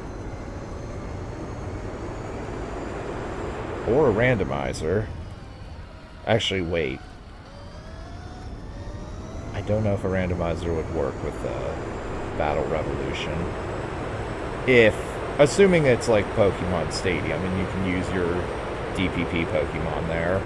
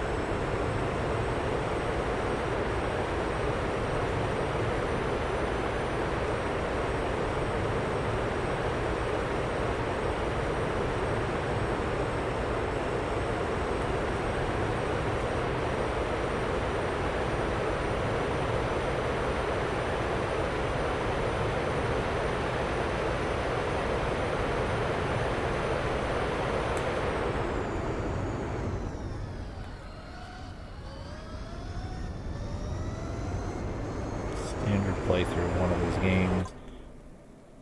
Make your own custom battle passes for some of the Colosseums. I have no idea what battle passes are, but I assume they're like rental Pokemon maybe from Stadium.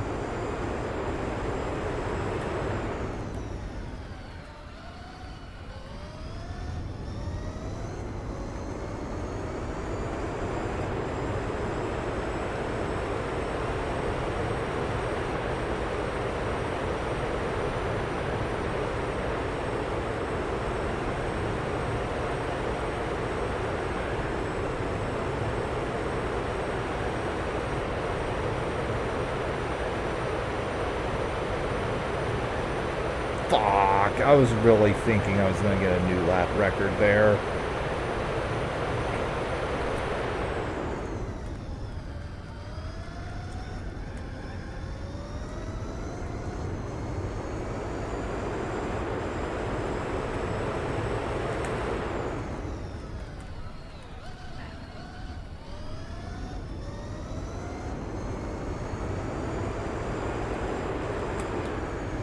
Well, I'm definitely not getting one here.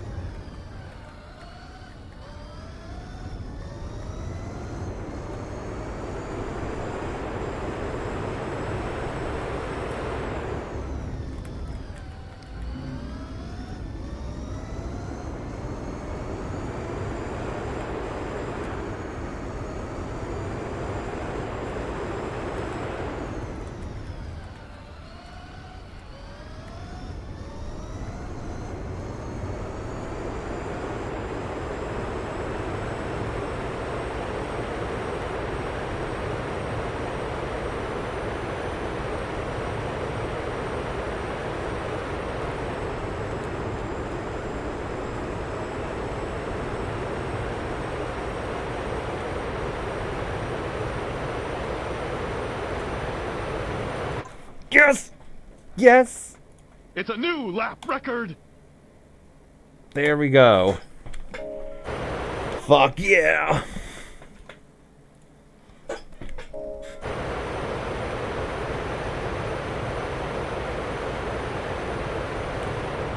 New lap record indeed.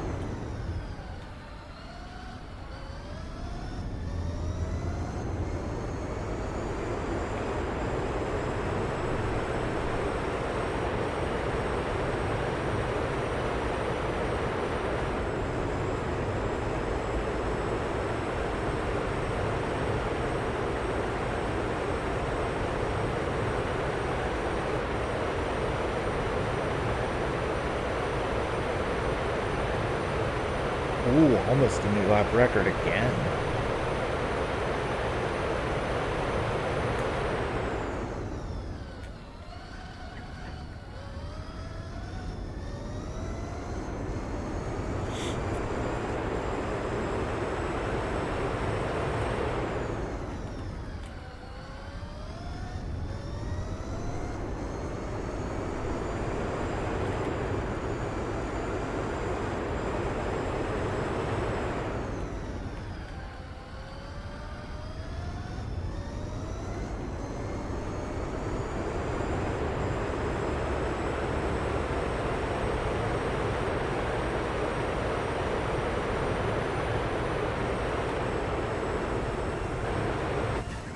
What fucking asshole.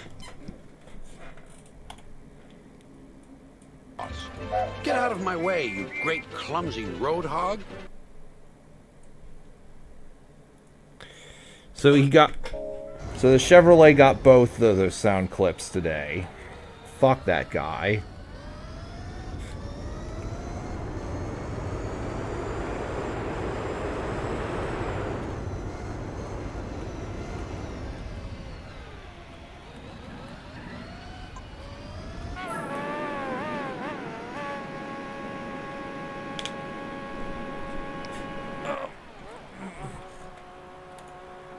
So yeah, make transfers of RSE to DP Platinum using VBA and either Dasumi or Melon.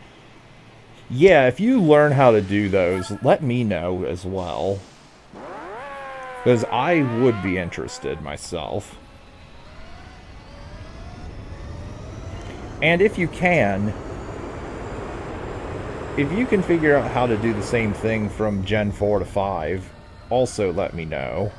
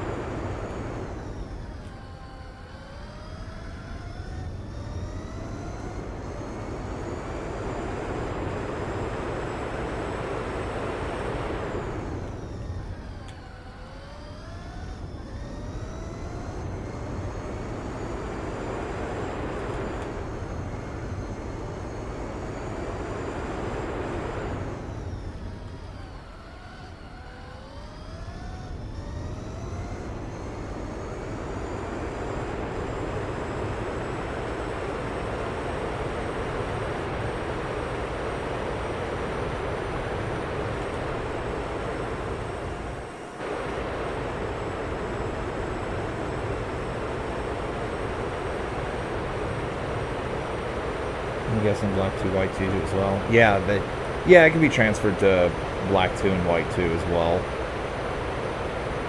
From Gen 4.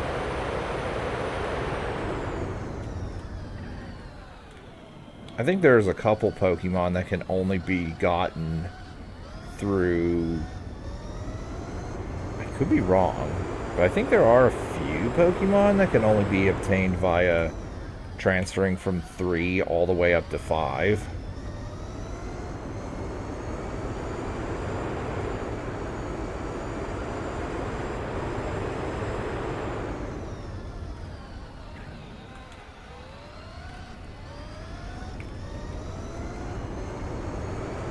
I know you can get the Hoenn starters after defeating Red in Heart Gold Soul Silver.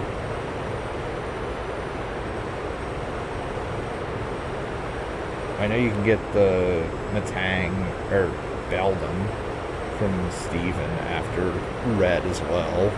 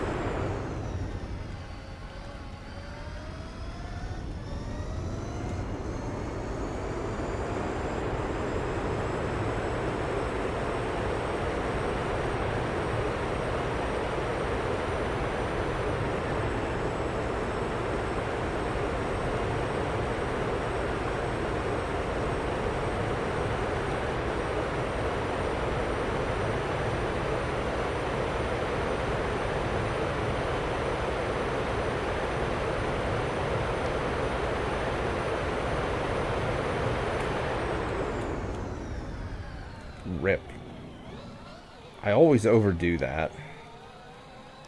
I keep trying to go for fast times, and then I fuck up. I brake way too late. Rip.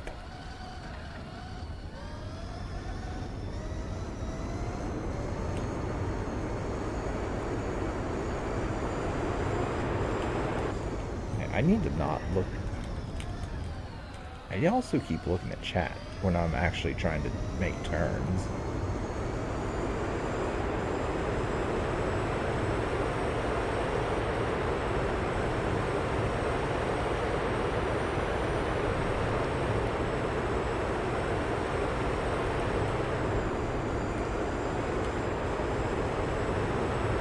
There's some Pokemon that transfer from RC to Blue. Yeah, I said that earlier. Although I'm not sure where the live stream is for you as far as, like, where the playback is. Speaking of which, I need to remember to see if I have my settings at ultra low latency. Don't know the difference between black, white, and their second editions. You start at a different place. You start at a different zone in Black 2, White 2. You kind of go through the game in reverse order. And some of the gym leaders are different. Also, the plot is a bit different, too. It takes place 2 years after the events of Black and White 1. Also, the dex is much great. The regional dex is much more expanded. Do I watch videos like game everyone loves but I hate? I kind of do the opposite. If I watch them. But no, I don't particularly care. I don't particularly watch those sorts of videos.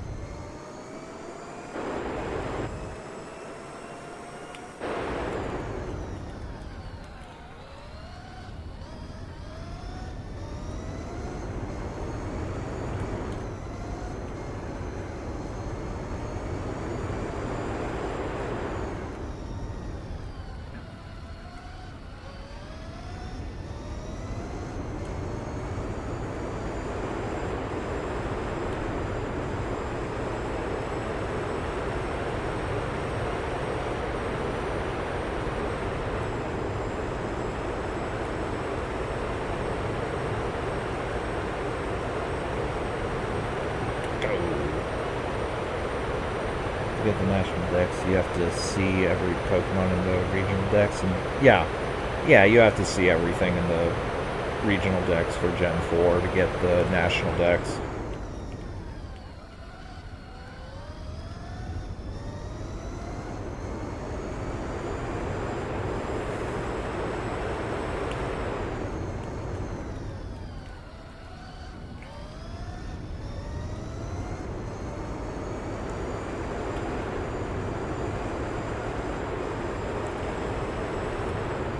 Although, obviously, you'd want to capture the version exclusive if you're playing Diamond Pearl. And the Spirit Trio. Whatever they're called. I don't know what they're called, but I know it's Azelf, Me Spirit, and Uxie, since they're one-time things. And Geratna.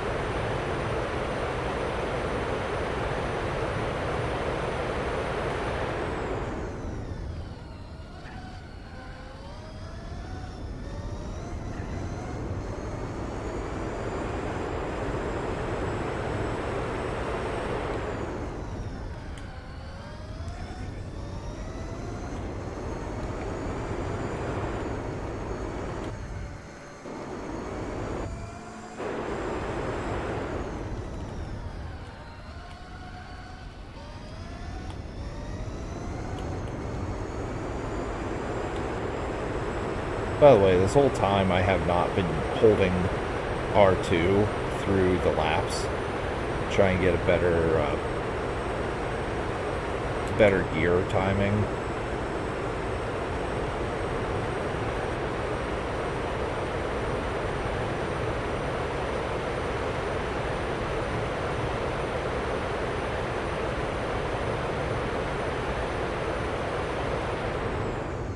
Oh, hello there, Mr. Shit-for-lay.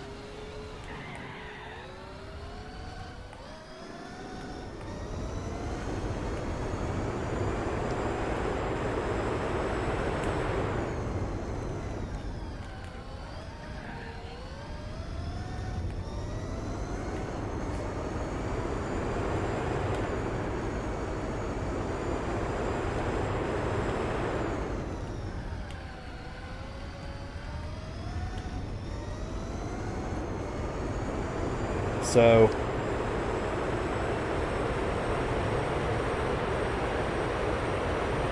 I haven't been pressing the L. Fuck. I've not been holding the gears because it doesn't make that much. I don't think it makes that much of a difference for this car. Alright, let's see. Let's make the pit stop to get fresh tires and more gas. Okay. Play as Lucas or Don if you're a girl. Yeah. Yeah, I know that.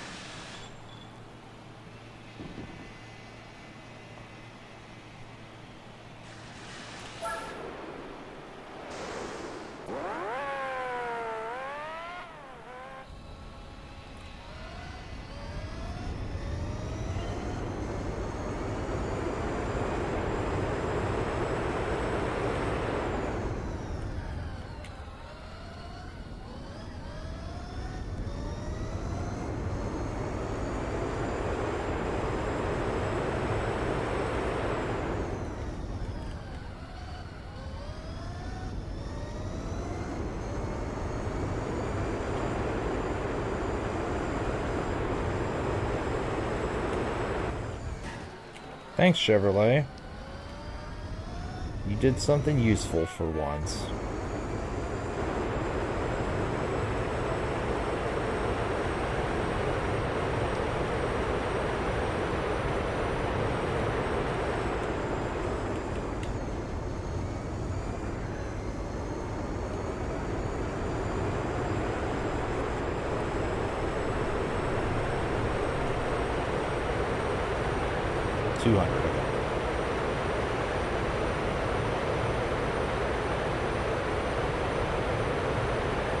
Berries interrupting Team Rocket's motto.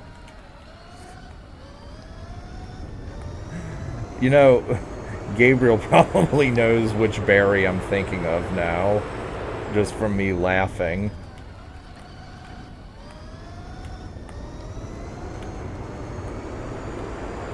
Now I've done it.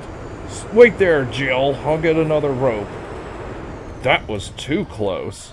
You were almost a Jill sandwich. You're right. Thanks, Barry.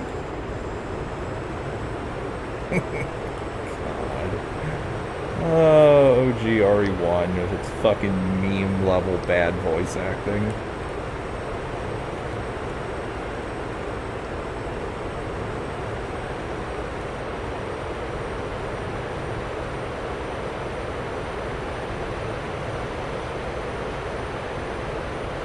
And then RE3 if you go down that path. I couldn't let you die. Is it you? You ready to finish this? Oh boy. Apparently Barry makes an appearance in Revelations 2.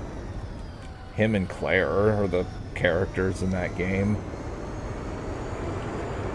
That's another thing I should probably get around to playing at some point. I've heard Revelations 2 is just infinitely better than the first game, which would not be hard.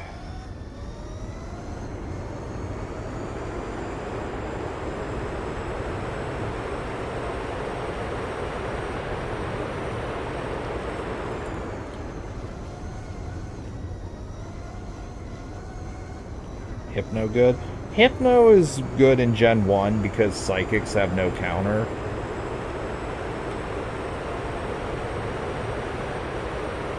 But, I forget how the physical special change...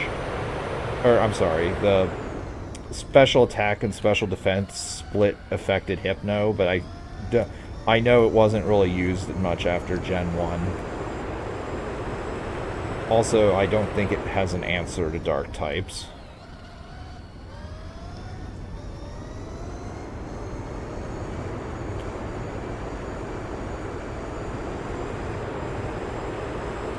But I've definitely used one in Gen 1. It's good.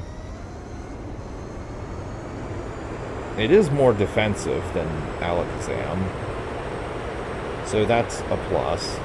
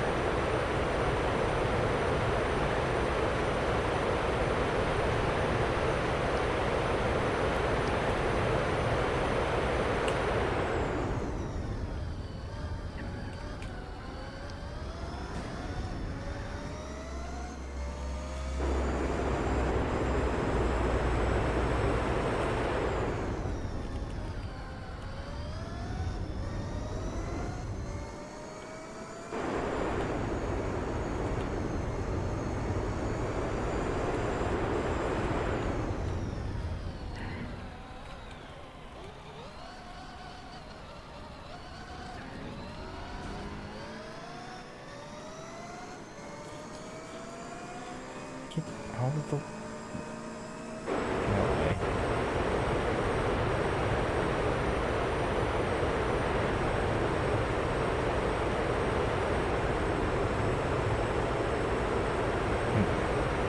I'm gonna do a Pokemon with only electric types. What would I use? Which generation?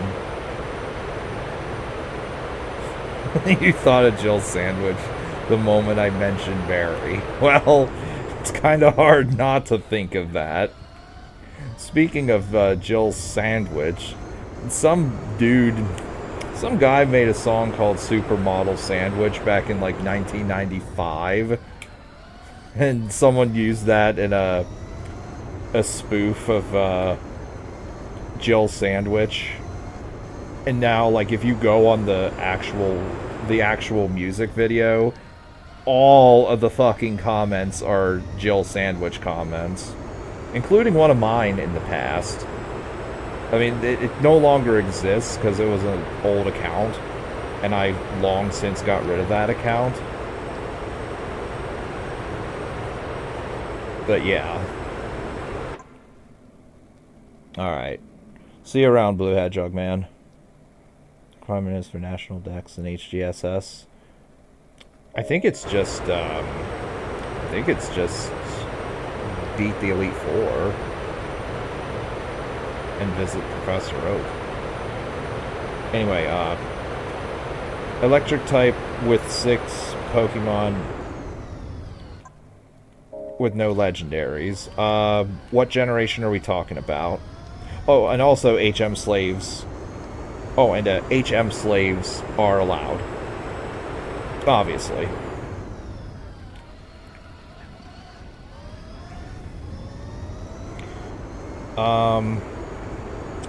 If it's prior to Gen 6, where electric types are just immune to paralysis, then I would have a Jolty on there for Volt Absorb.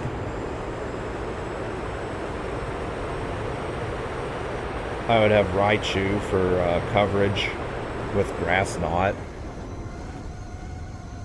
And I forget, can it learn Surf in Gen 4 and 5? I know there's the special Surfing Raichu in Gen 1, but I forget if that was only a special thing for Gen 1, or if it was, if it's something that can be learned in future ones too. But anyway, I'd use that. Magneton / Magnezone.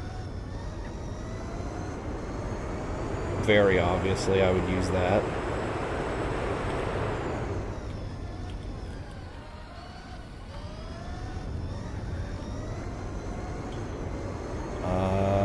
Let's see, what other ones would I use? Those are the three I can think of offhand. I don't particularly want to use Electrode. I mean, it has high speed, but that's about it.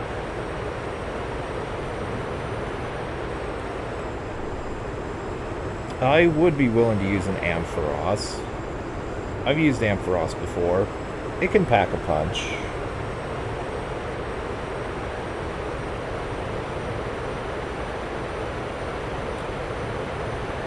I would probably use the, what's the evolved form of Joltik? I forget what the evolved form is called. The electric spider. I would use that, since I like spiders in general. And I remember that thing being actually pretty fast and pretty good. Well, fine for a bug type.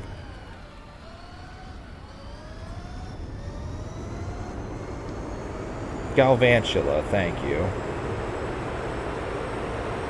So that's 4, I think. Or, no, that's 5.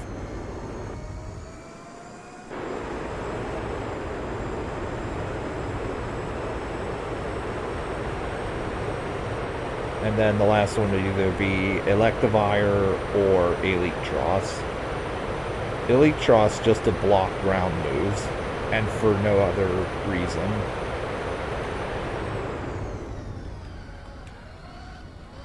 Electivire because it has high physical attack, and it can crack open special defense walls.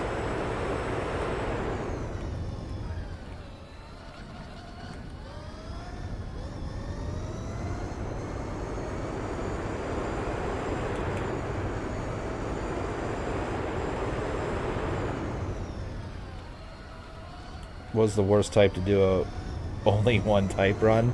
Ghost type, because they barely exist. Although dragon types aren't far behind, because you have to go really far into the game before you get a dragon type Pokemon.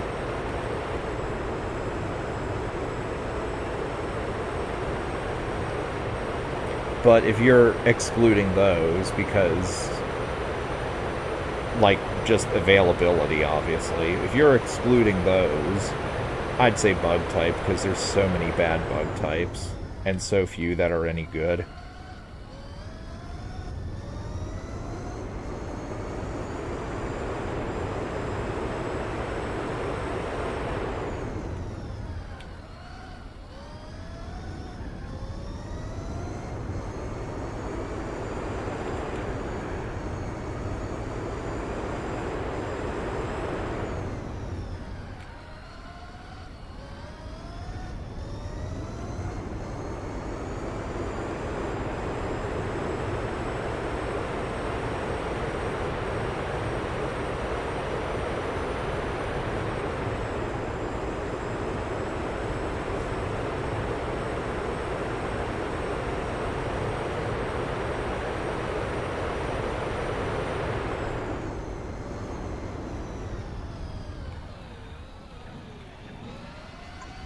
Okay.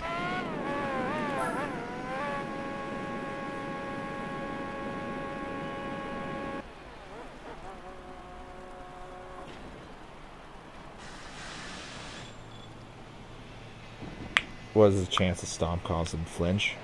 You do know you can look up a lot of those sorts of questions. Unless you're just quizzing my knowledge. Which I don't mind either way. But, I want to say it's 30% chance, but if the AI does it to you, it's like 100% chance. Because, as you know, in Pokemon, if RNG can fuck the player, it will fuck the player. Especially in Battle Frontier / Tower / whatever it is in whatever game.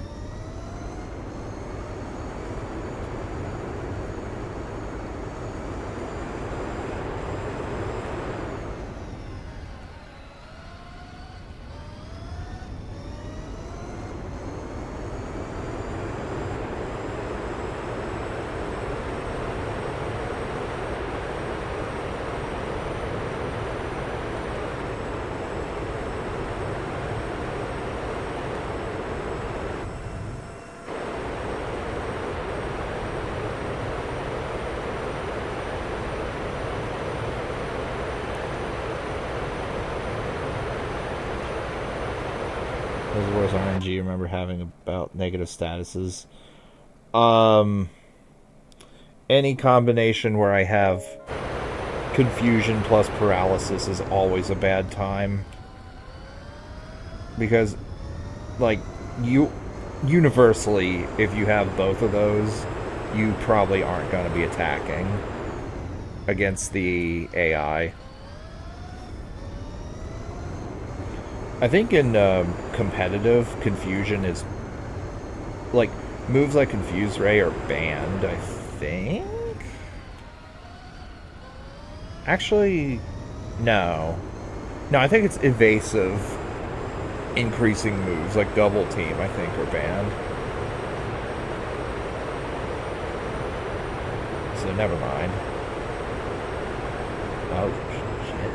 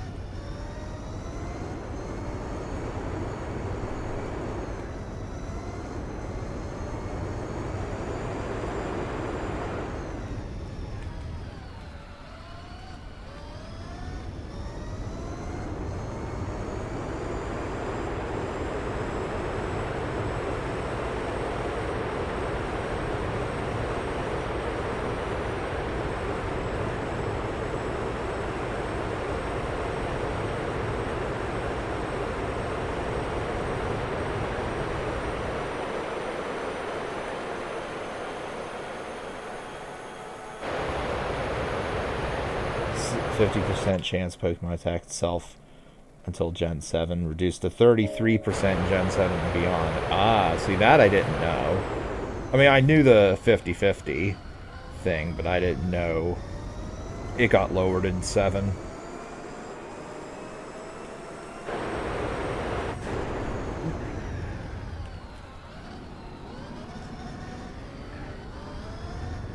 Bruh, Nissan, what are you doing? Get out of here.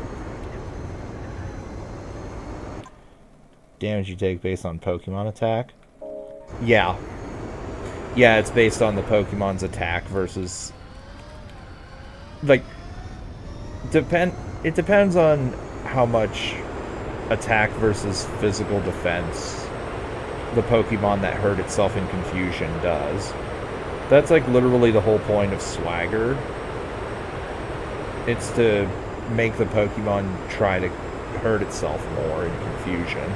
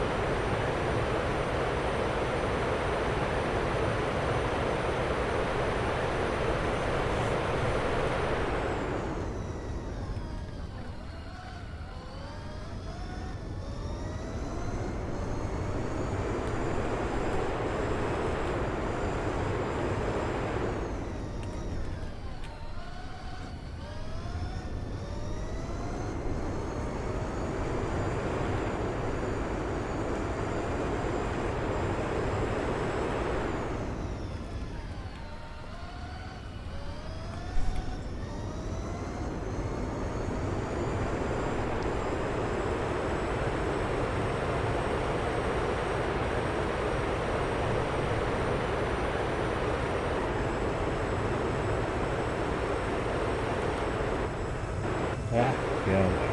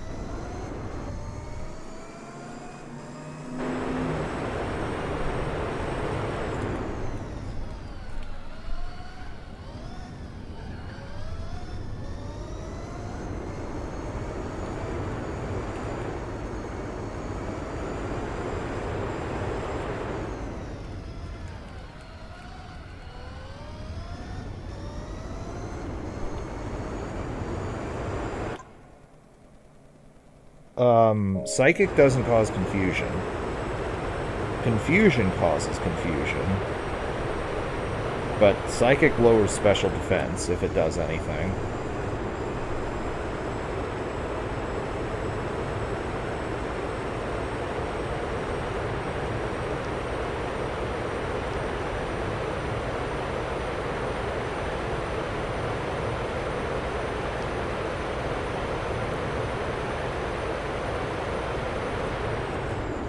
I feel there might be a better attacking move for Confusion, though.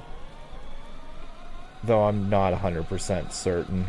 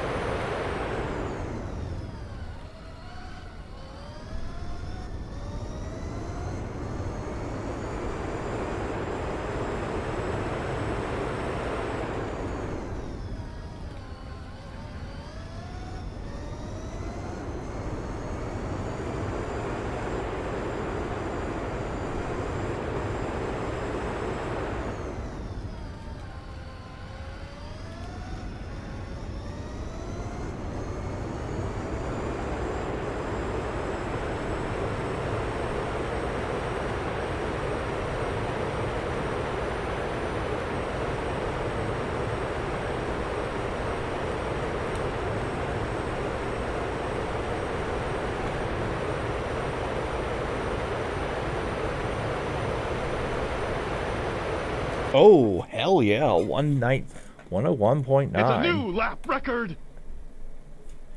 One of my Pokemon Stadium, when Golem's attack was Psychic, and then next turn he attacked himself. Oh, that must have been, probably got hit with Confuse, right? Or something at first.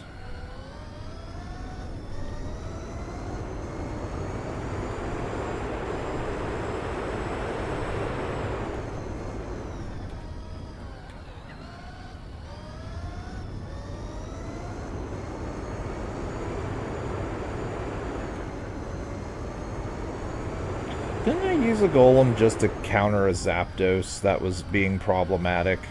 I'm pretty sure that's why I used golem. Because I remember Ash did not use that in Kanto League, or Indigo League. And that was the whole theme of that playthrough, was to RP as Ash.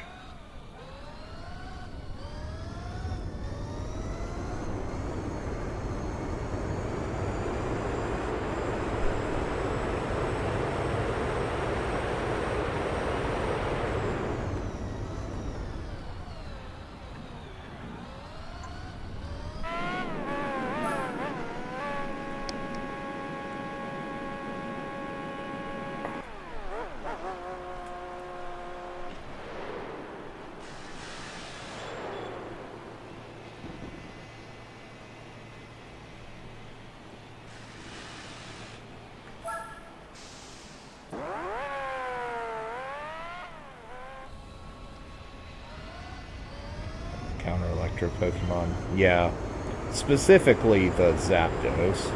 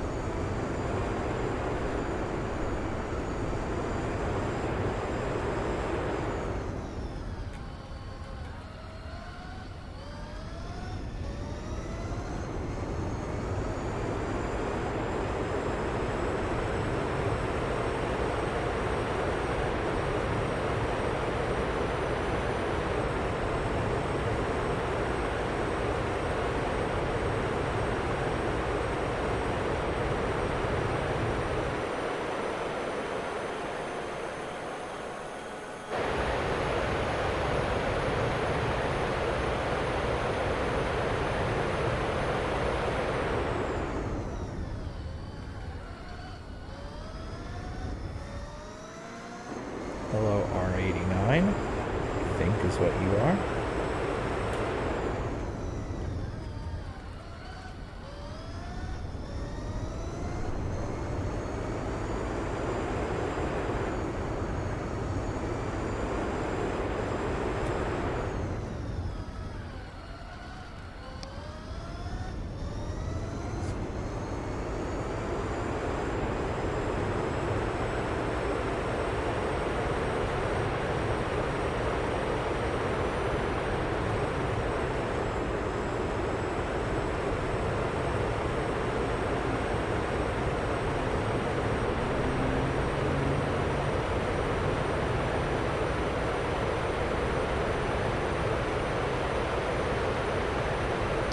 Stats reset if you change Pokemon. And yeah, confusion is nullified when you swap out Pokemon. Hence the reason I like to do that if I get confused.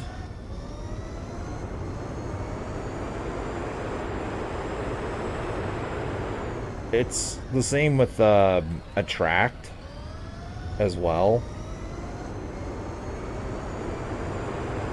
An attracted Pokemon will not be attracted if you swap it out. Oh, that's another horrible combo I forgot about. Fucking Attract with Whitney's goddamn Miltank. I think my brain blocked it out. Fuck that thing.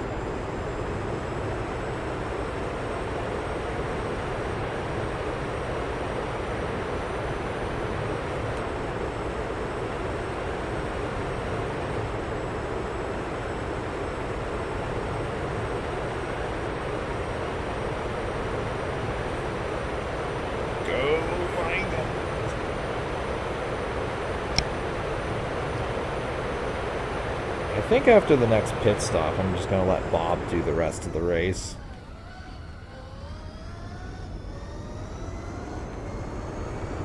Because it's very obvious that I've won. And I don't think I'm getting a new lap record again. Unless I can do a 1:00. Which would be nice, but I don't think I can.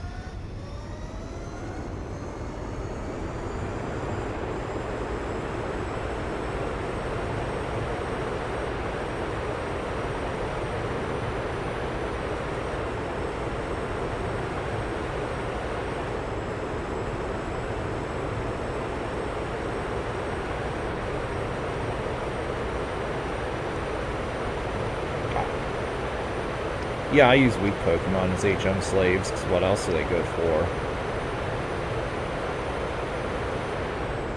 I mean, why would I use... Well, Beaverl. Beaverl is the literal HM slave Pokemon, since it can learn every HM in the game, outside of Fly. Like, most of the HMs are dog shit moves. It's like... Yeah, why would you actually teach that to something you're actually using? Other than Surf and Waterfall.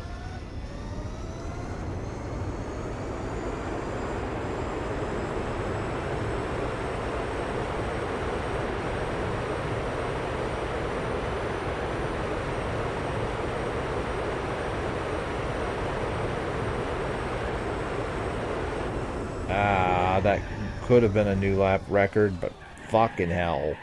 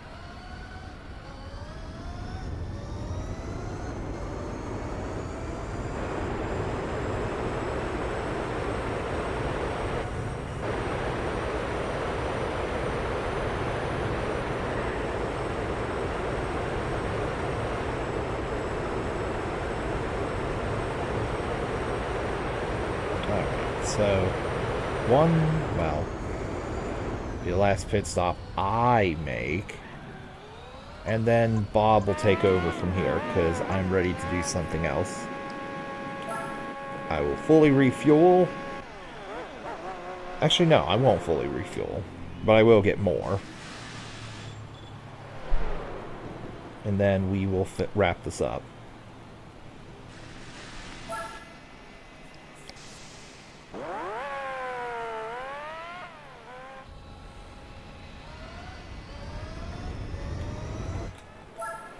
Alright, go.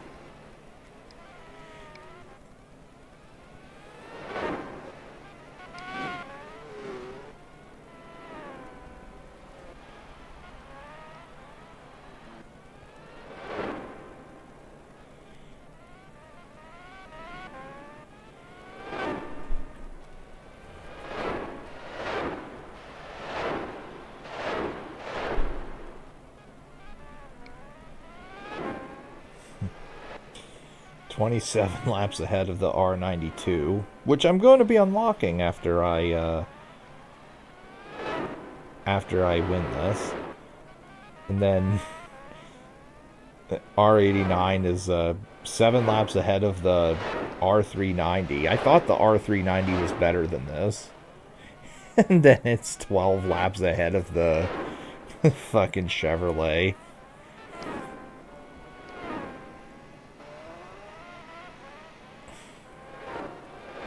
So hold on, if I'm 49 laps ahead, it's still on lap 160 something. 166, I think, technically. Oh my god.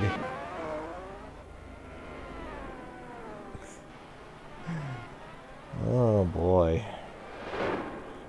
Chevrolet needs to be revoked from any sort of need to be revoked from any sort of contention from building race cars, because they can't do it apparently.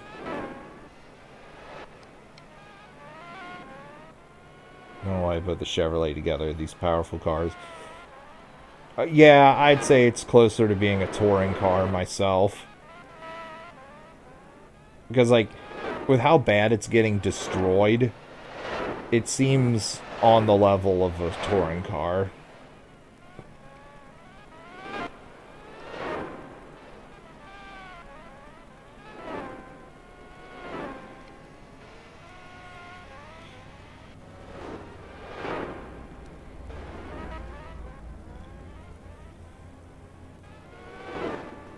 I say this even though I myself have used that car quite a bit for credit grinding.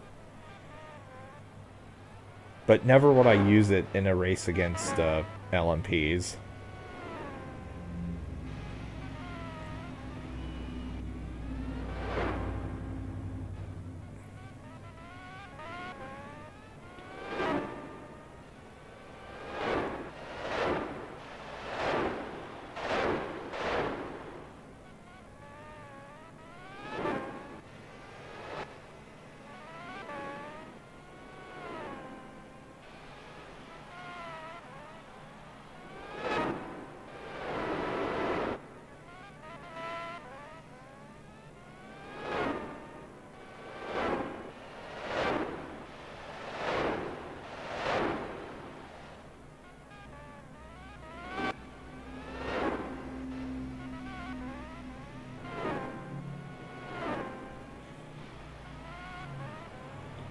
Oh, shit engine only.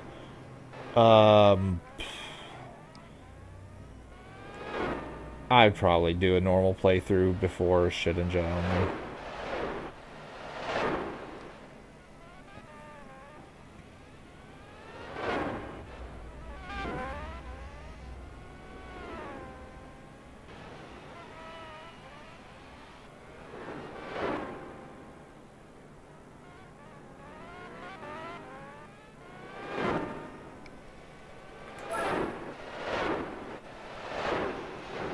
Bob, why did you ignore my order?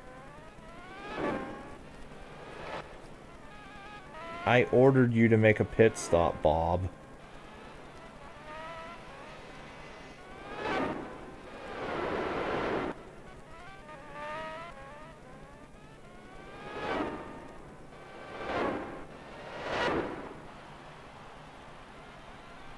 Yeah, get in there. We don't need any more fuel.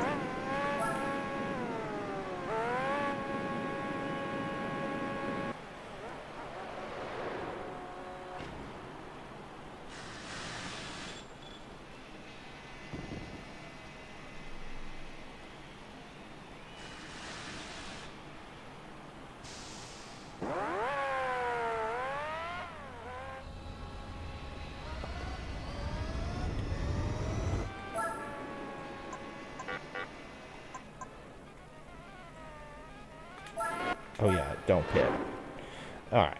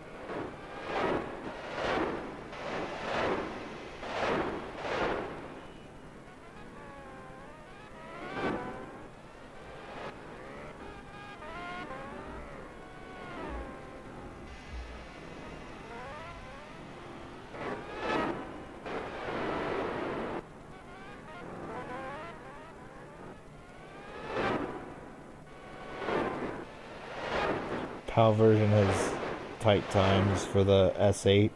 Yeah, PAL version is like, I want to say the bronze is 3 seconds faster. Although, if it has better control, i.e. if the GT1 that you use doesn't spin the fuck out all the time, then it'll be easier to do.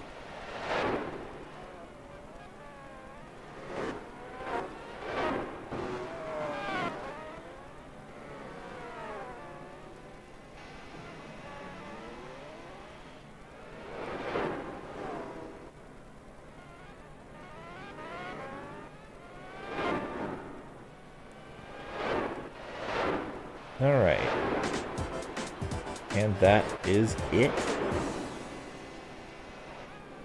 R89 is 30 laps, 29 laps, 52 laps behind. Okay, I did not know that Select paused this.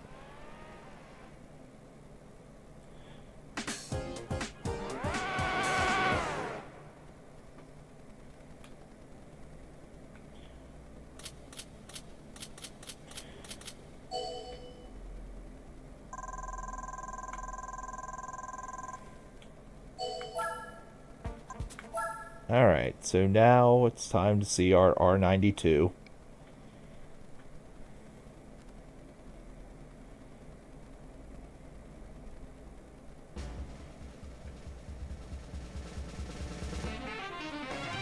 R92 CP. Okay, so, like I said, next time we'll be doing Suzuka 1,000 kilometers. Yeah, 1,000 kilometers, because that's the last non-timed endurance that we have to do. And yeah, you can't change the oil in this, so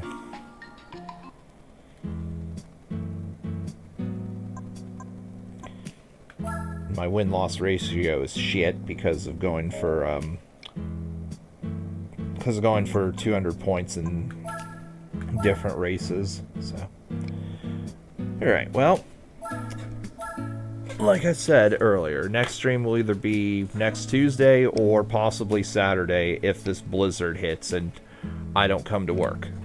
So, either way, thanks for watching, and I will see you guys next time. Farewell.